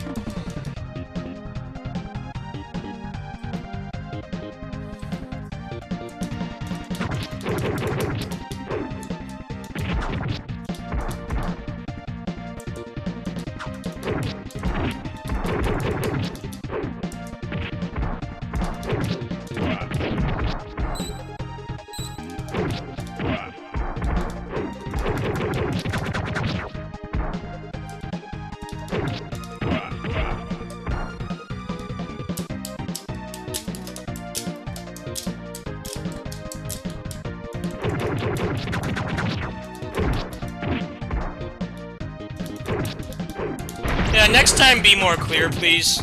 Just say that there's no sound. It takes me like 2 mouse clicks to fix it, but I forget, especially when I'm having a shitty day like today. And I'm not like really...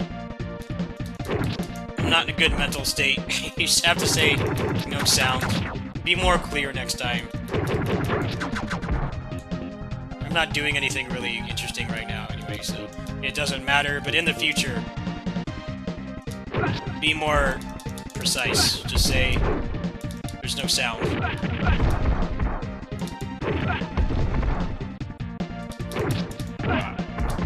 I restarted my computer this afternoon, so that's why it doesn't remember. Yeah, XSplit can't automatically detect the sound from this capture card for some reason. It does it when I do mobile stuff and when I do console.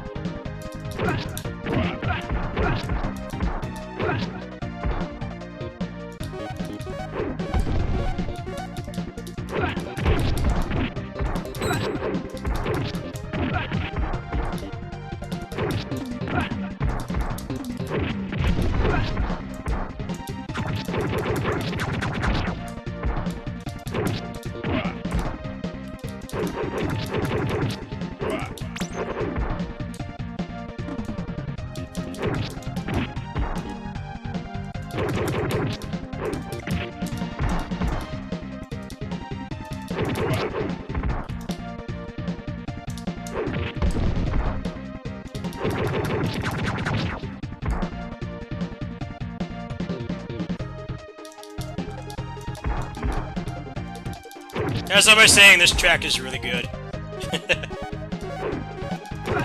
Every track in this game is great.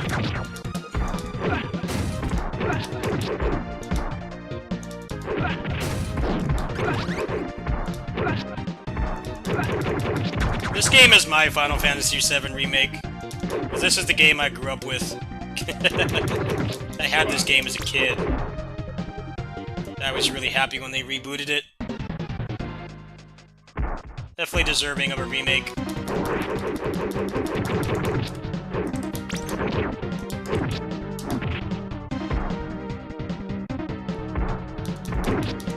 Final Fantasy VII has zero impact for me. This game, I played this so much as a kid. Definitely one of the best games on SNES. Best beat 'em up, at least.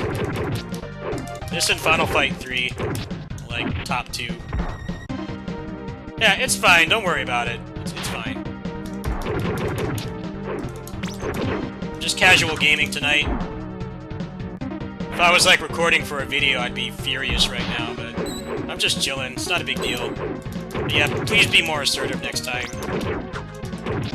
It's not a hard thing for me to fix, but sometimes I forget.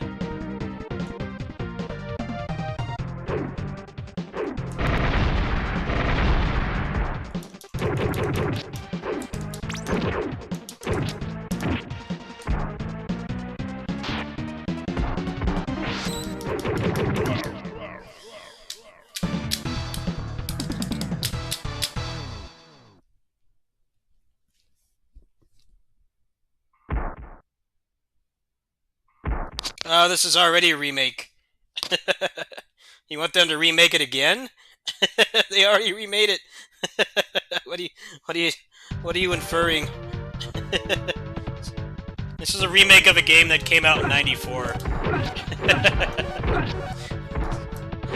This is already a remake. It's not a very popular game, but this is one of the best SNES games.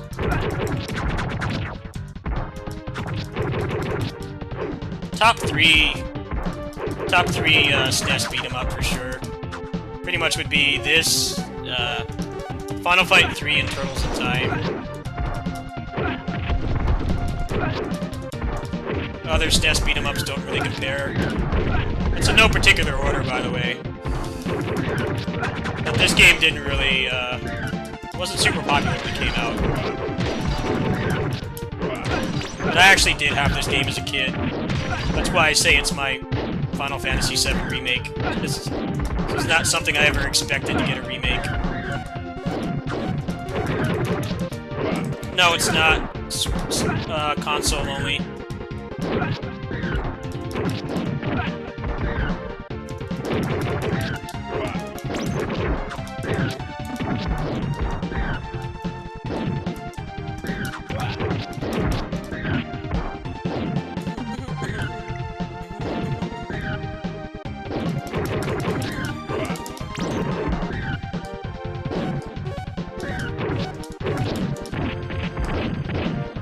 Ninja Warriors once again. It's called Ninja Saviors in America.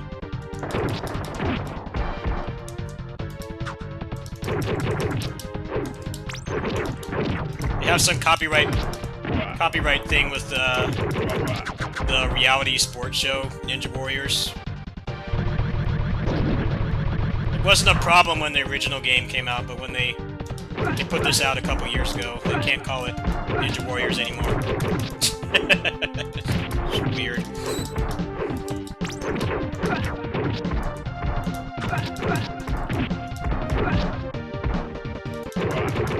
That's part of why this remake is not well known, because it has a different name than the original game, which did come out in America. You could just go and walk into the store and buy this in '94, but they have that rights issue. They can't call it Ninja Warriors anymore. It doesn't help things at all.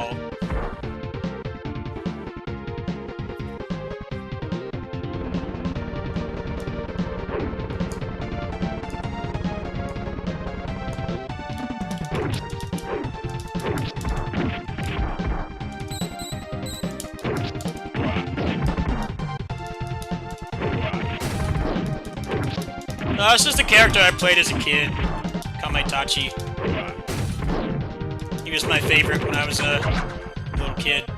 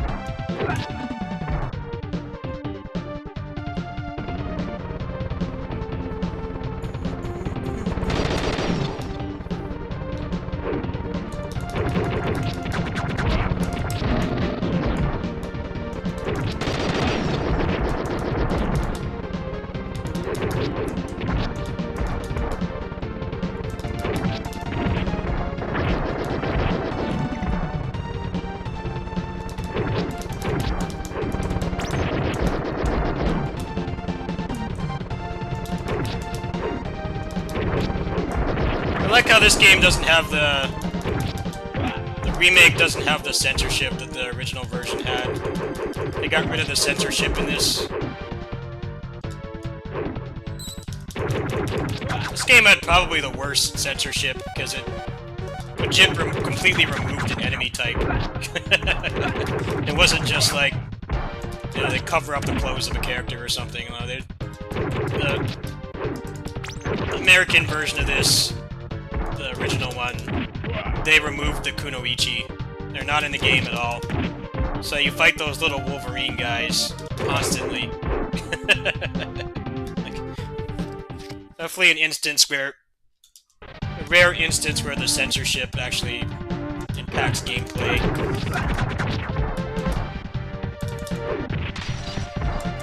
Because they didn't make another sprite to compensate for that. They just gave me the Wolverine guy every screen. It's pretty interesting. In this one, there's no censorship. You get all the enemy types.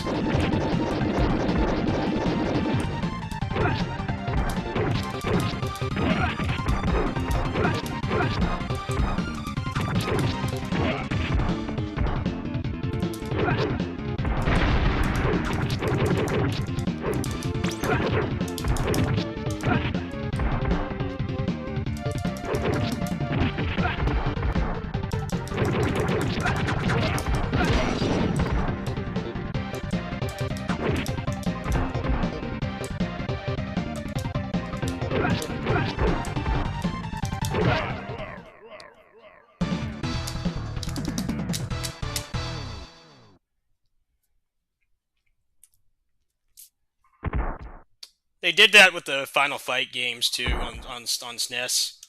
They replaced Poison and Roxy with Sid, but he was a sprite edit. They did not remove the enemy type. They just they just sprite edited it. The animations were the same. They just changed the gender. It's like the censorship didn't affect the gameplay. This game was pretty unique in that it actually did directly impact the gameplay. I can't think of too many games like that. It's like, it sucks when they censor stuff, but usually you can still enjoy the game as intended, outside of whatever they censored, but this game was like, nope, the whole enemy type is gone. They couldn't be bothered to make another sprite to replace it, so enemy variety is way worse. And also the Wolverine guys are like the most annoying enemy to fight. So if you want to try this game, you track down the ROM before you buy the remake.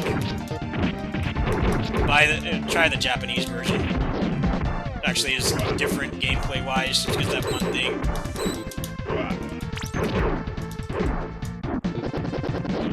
This track is a banger right here. Incredible music.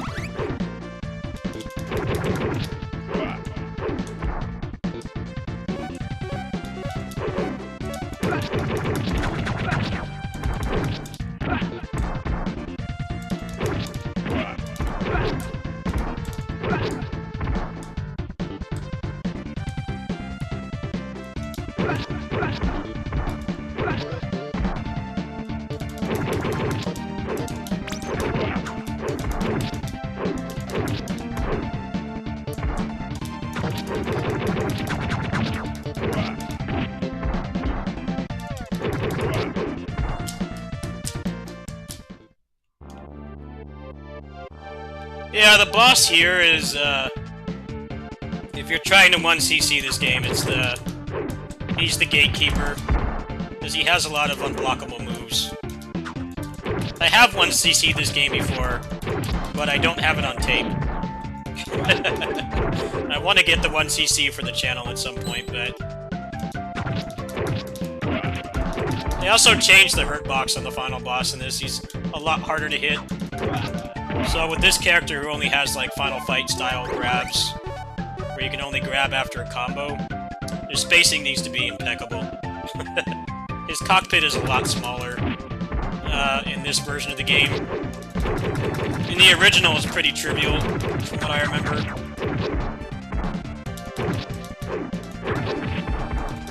His hurt box is like cut in half. Really hard. The new character, Yaksha, can just stand under him and delete his health bar, because her down grab, it hits his hurt box from below. But this is the character I played as a kid, so sentimental value to me. I have 1cc the game with him before, but I was over at my neighbor's house, I wasn't recording.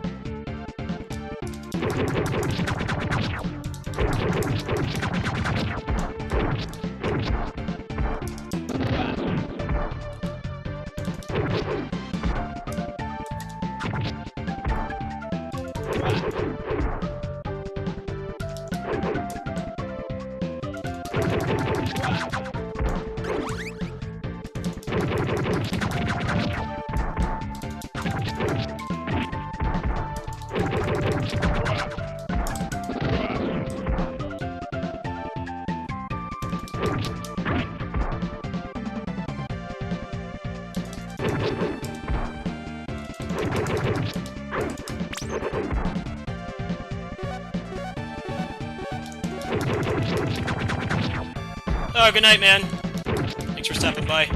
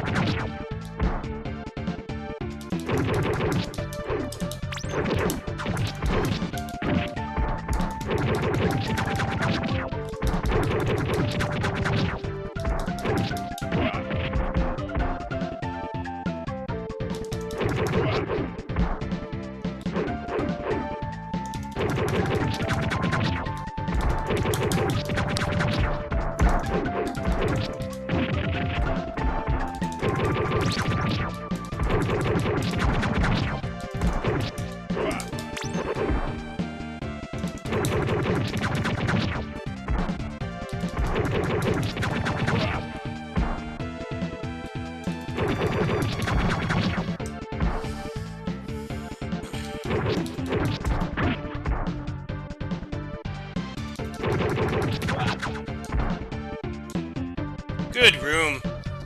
Handled that really well. This ninja guy can take it all away.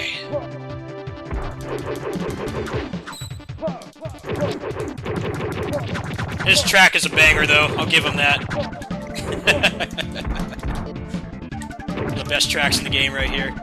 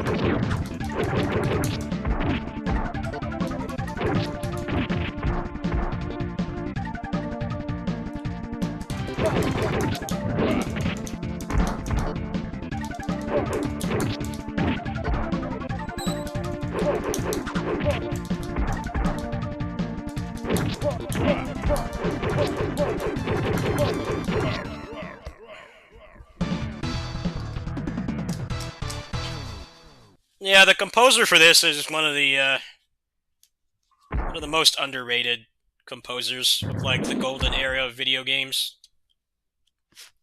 He doesn't get as much attention as he should. He's on Twitter. I tweeted him when this came out. And I'm like, thank you for bringing this game back. 'Cause I don't think too many people grew up with this. It wasn't like Donkey Kong Country or Mario World or anything in popularity. Like, I was like, thank you for bringing this game back. There's a picture of him with the poster.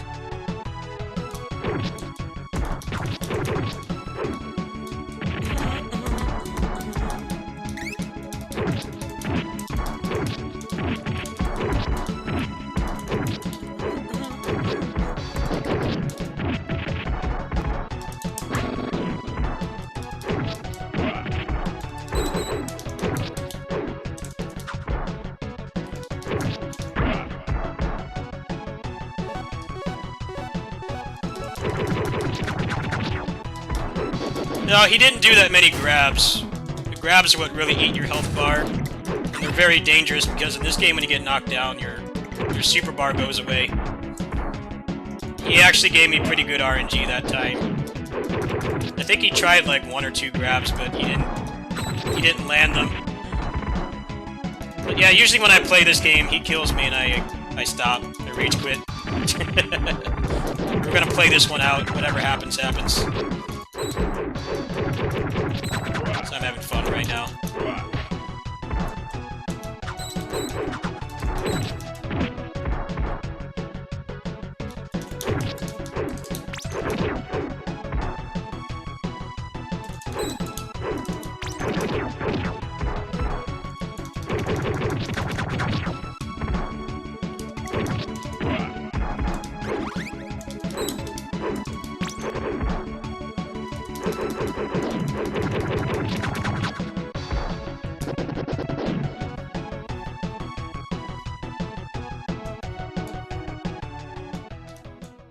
Double Arnold.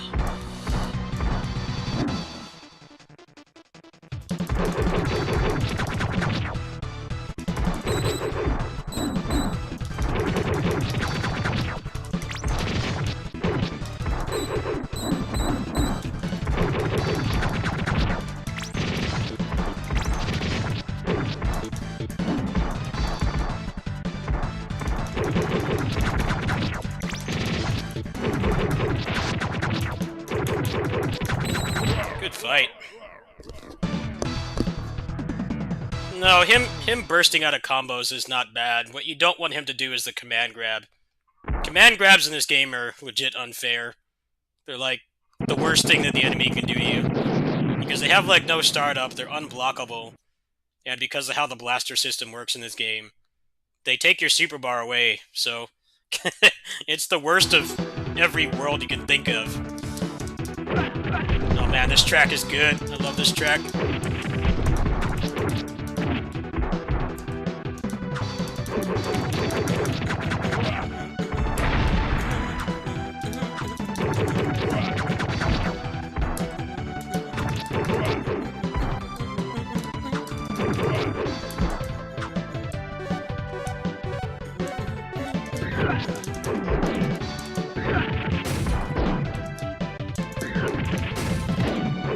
They basically said that they wanted to remake these games because they're getting older, and they didn't want someone else to do it.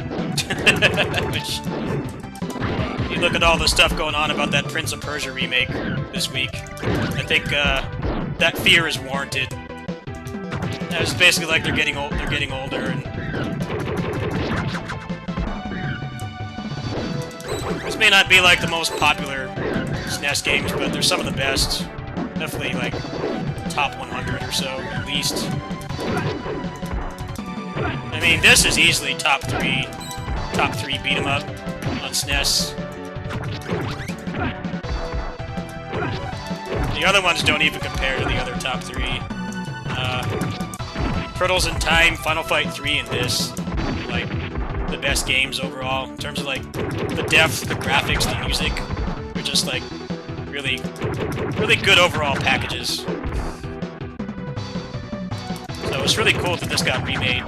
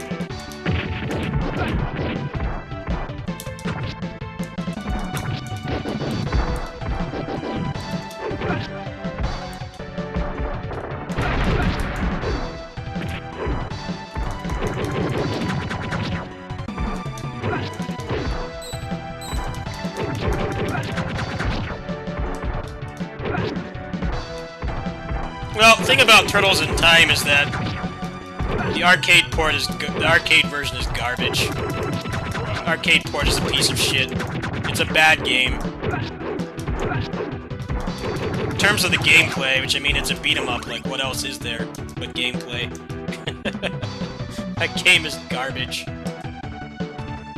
A lot of the Konami beat 'em ups are terrible gameplay-wise. Turtles in Time SNES fixed it, turned it into a legit good beat 'em up. The original game is terrible.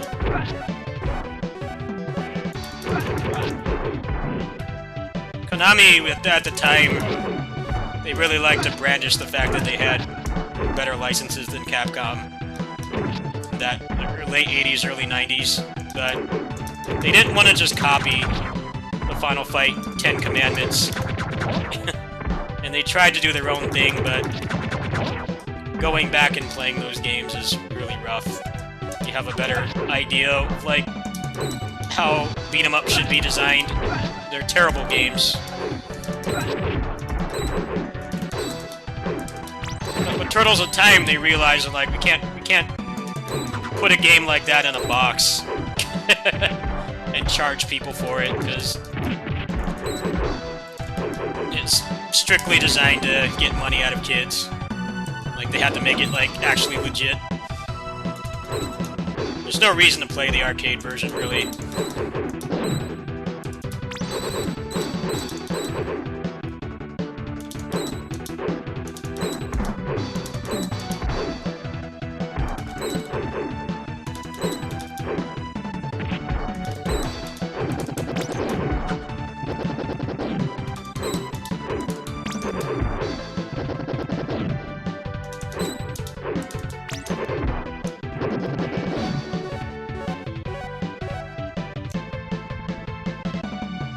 Simpsons game is trash.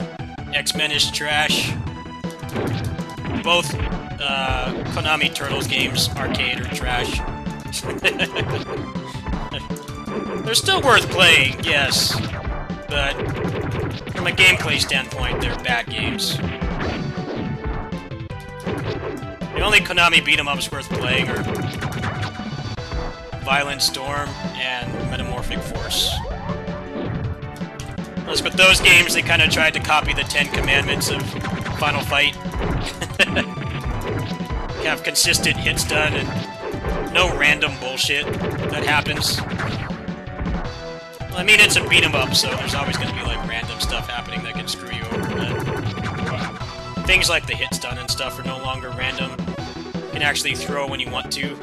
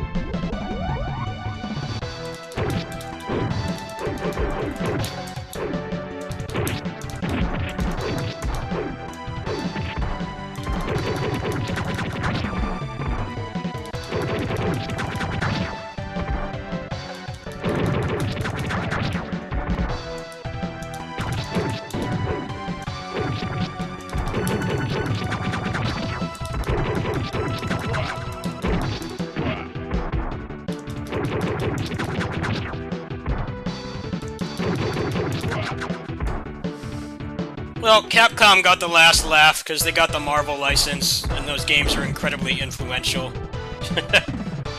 They got Disney stuff, they got DuckTales, they got Aladdin. Capcom really had the last laugh, but at the time, out of the Japanese companies, Konami had the most prolific licenses. Their games were a lot worse, so take that as you will. I'd rather play like DuckTales or SNES Aladdin over The Simpsons or X-Men. I had to choose.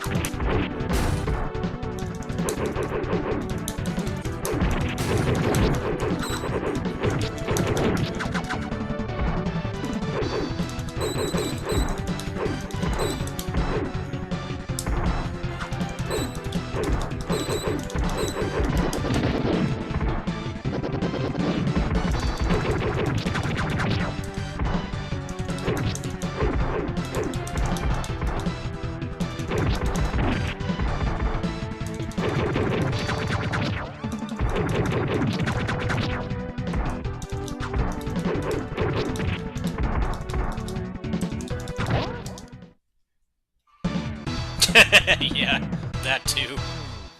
I wasn't going that far into the future, but yeah, that is true as well. Konami put out that bomb-ass Castlevania Advance Collection. That is an amazing port. Definitely what those games deserved. Their legacy. How important they are.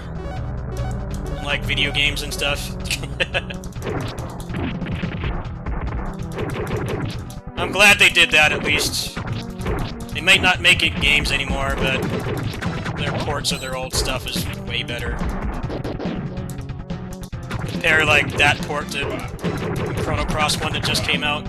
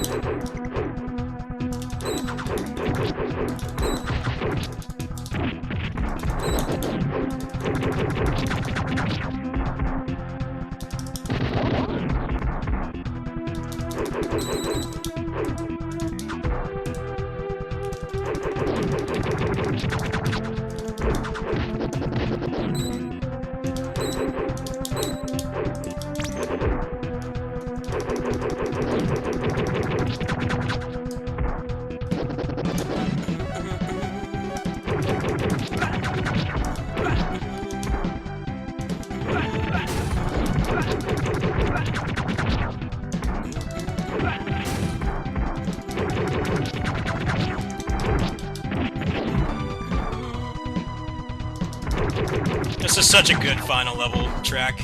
Amazing stuff.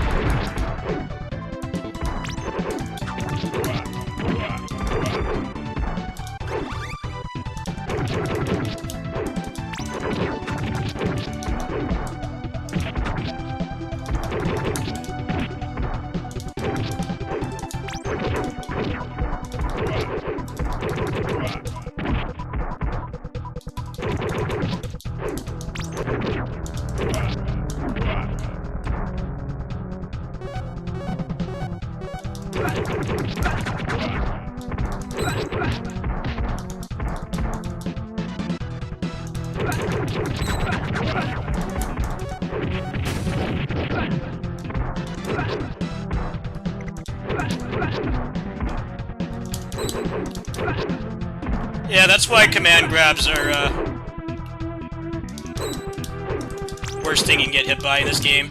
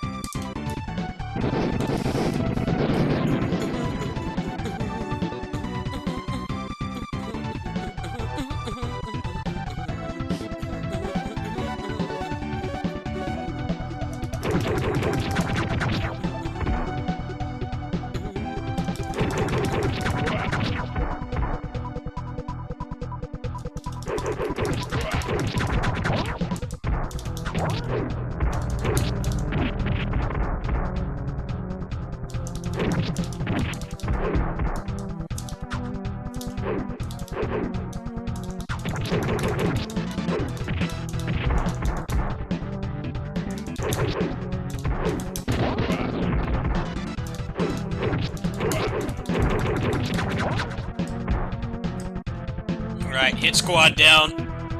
I haven't done this fight in a long time, so I don't have faith I can do it, but we'll try.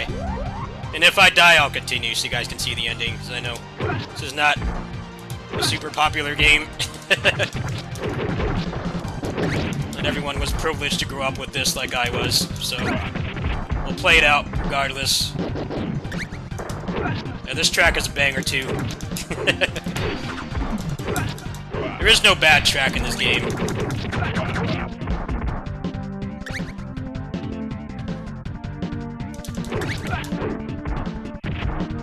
They're in a bad position.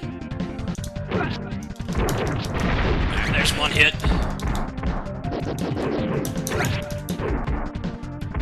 Let's push this guy over here. Yeah, it's just 1 CC so far.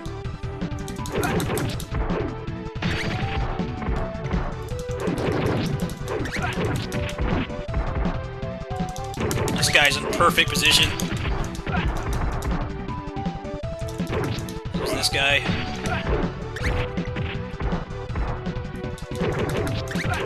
Tommy Lee Jones over here.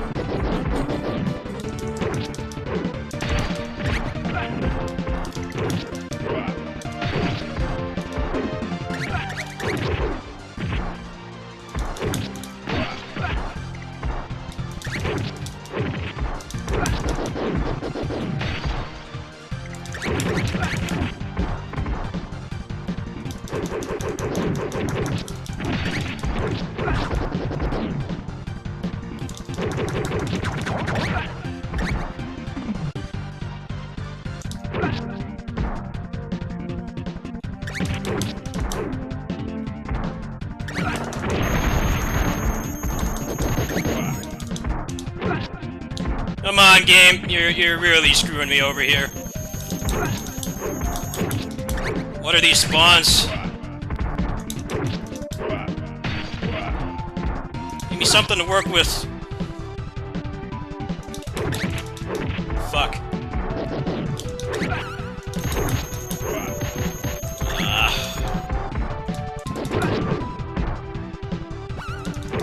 Alright, Tommy Lee Jones, you need to get over here right now. Good boy.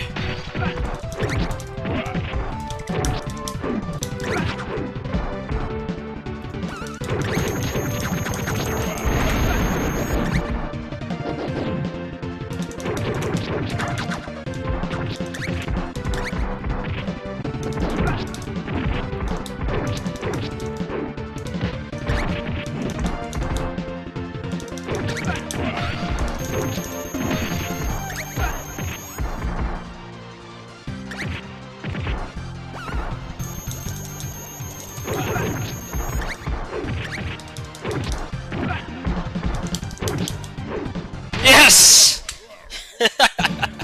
Yes! Oh, there we go. I got it on tape. GG.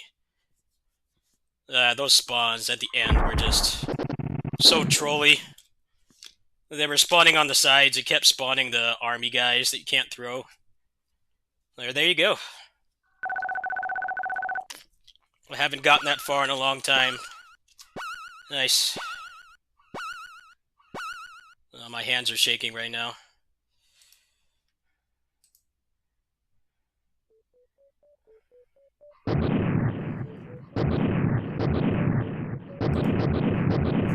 Yeah, it gave me some really shit RNG there.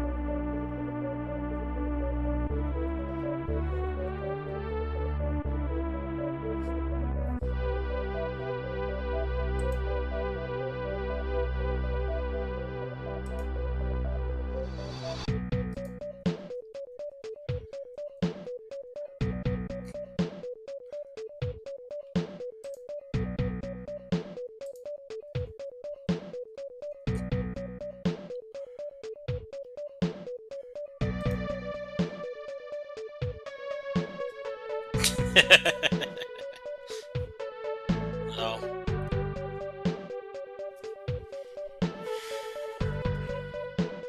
I think our version of Earth could definitely use badass ninja robots to get rid of the corrupt politicians. Definitely would be an improvement. These fuckers are trying to ban abortion right now. Where are the ninja warriors where we need them? Like, just go in there.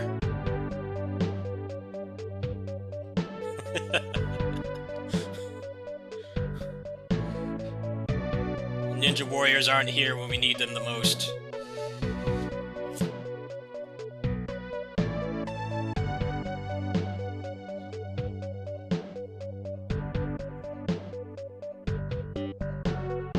This game has a pretty depressing ending.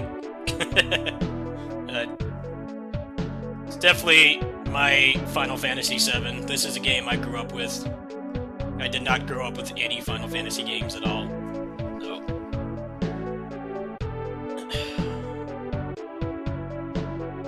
Plus, a lot of people didn't really get to play this game either. It wasn't really popular when it came out.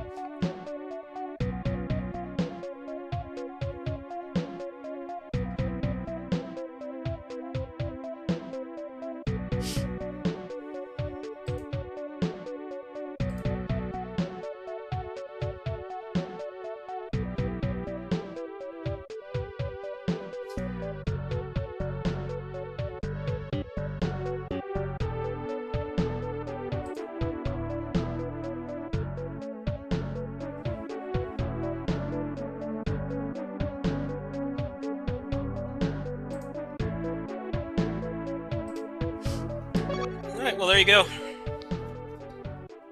There you go. That was fun. I'm glad I got it on tape. I picked a good night to stream on Twitch because I can make a highlight of that. I've always wanted one on tape. I've done it before. There's two major RNG parts in this game, like both for speed runs and like 1cc play. The level 5 boss, if he decides to throw you all the time, you basically can't react to it. So it does a chunk of health, it's unblockable, and it removes your super bar. And then the final boss. But the RNG on the final boss really depends on which character you're playing. With Kamaitachi, the RNG on the spawns is killer because you have to throw them behind you. The big like Oni sumo guys, the forward throw will hit his hurt box. The robots as well, but he can't really throw the robots from the front. He has to throw them behind him. Those are his weakest enemy. So basically, whenever the robots spawn, unless you get lucky, you can't really use them to do damage. Those are the major two RNG parts, and it affects speed runs too because that game does not have credit feeding in a traditional sense. When you die, you go back to the last checkpoint. So if you die on the final boss, like your run's over pretty much because it already takes quite a while to kill him, and there's already a lot of RNG. But a lot of that is Yaksha can just demolish that boss so fast. You just stand below him, and you do the up grab where she raises them above her head. That will hit him. You can just keep doing it. You can get like 3-4 hits with one enemy. She demolishes that boss. Kamaitachi got hurt by the fact that the hurt box on Bangalore, the politician guy, little goblin guy, is much smaller in the remake. In the original game, it's like pretty much covers like the entire side of the screen, so you can hit him a lot easier in the original game. I don't know why they changed that. It's kind of weird because they just added a new character that can just stand below him and just hit him every time. I don't know, man. A questionable decision, but as you saw there, it's not insurmountable. It's just a lot harder with him.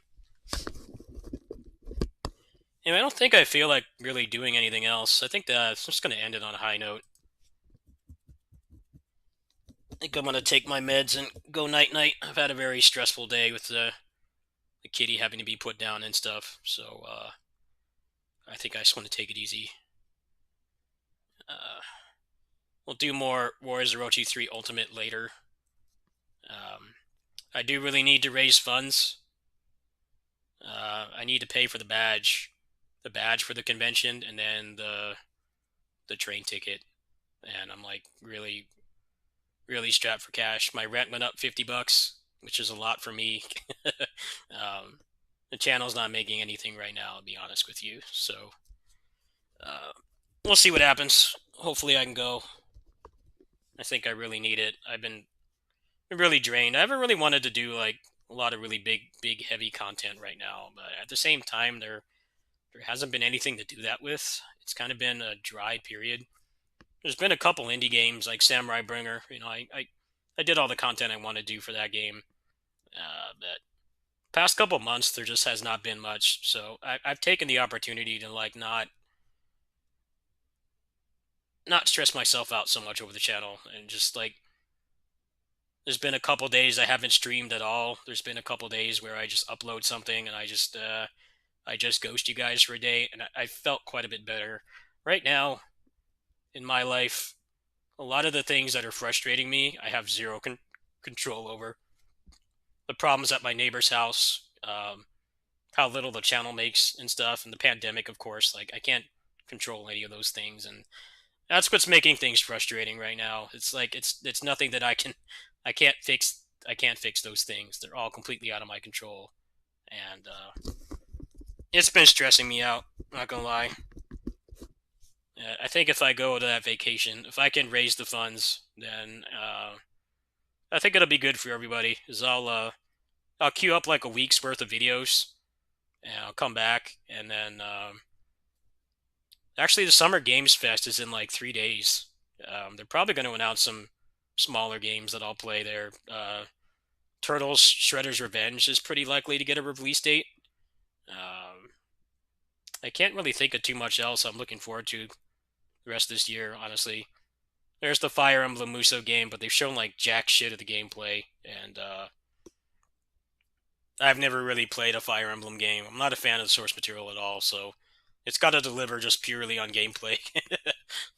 I don't have high hopes after Age of Calamity was so disappointing, but we'll see. Anyway, I'm going to go ahead and post my link, and I'm going to get out of here. Good night, folks. Should be on later today. Good night.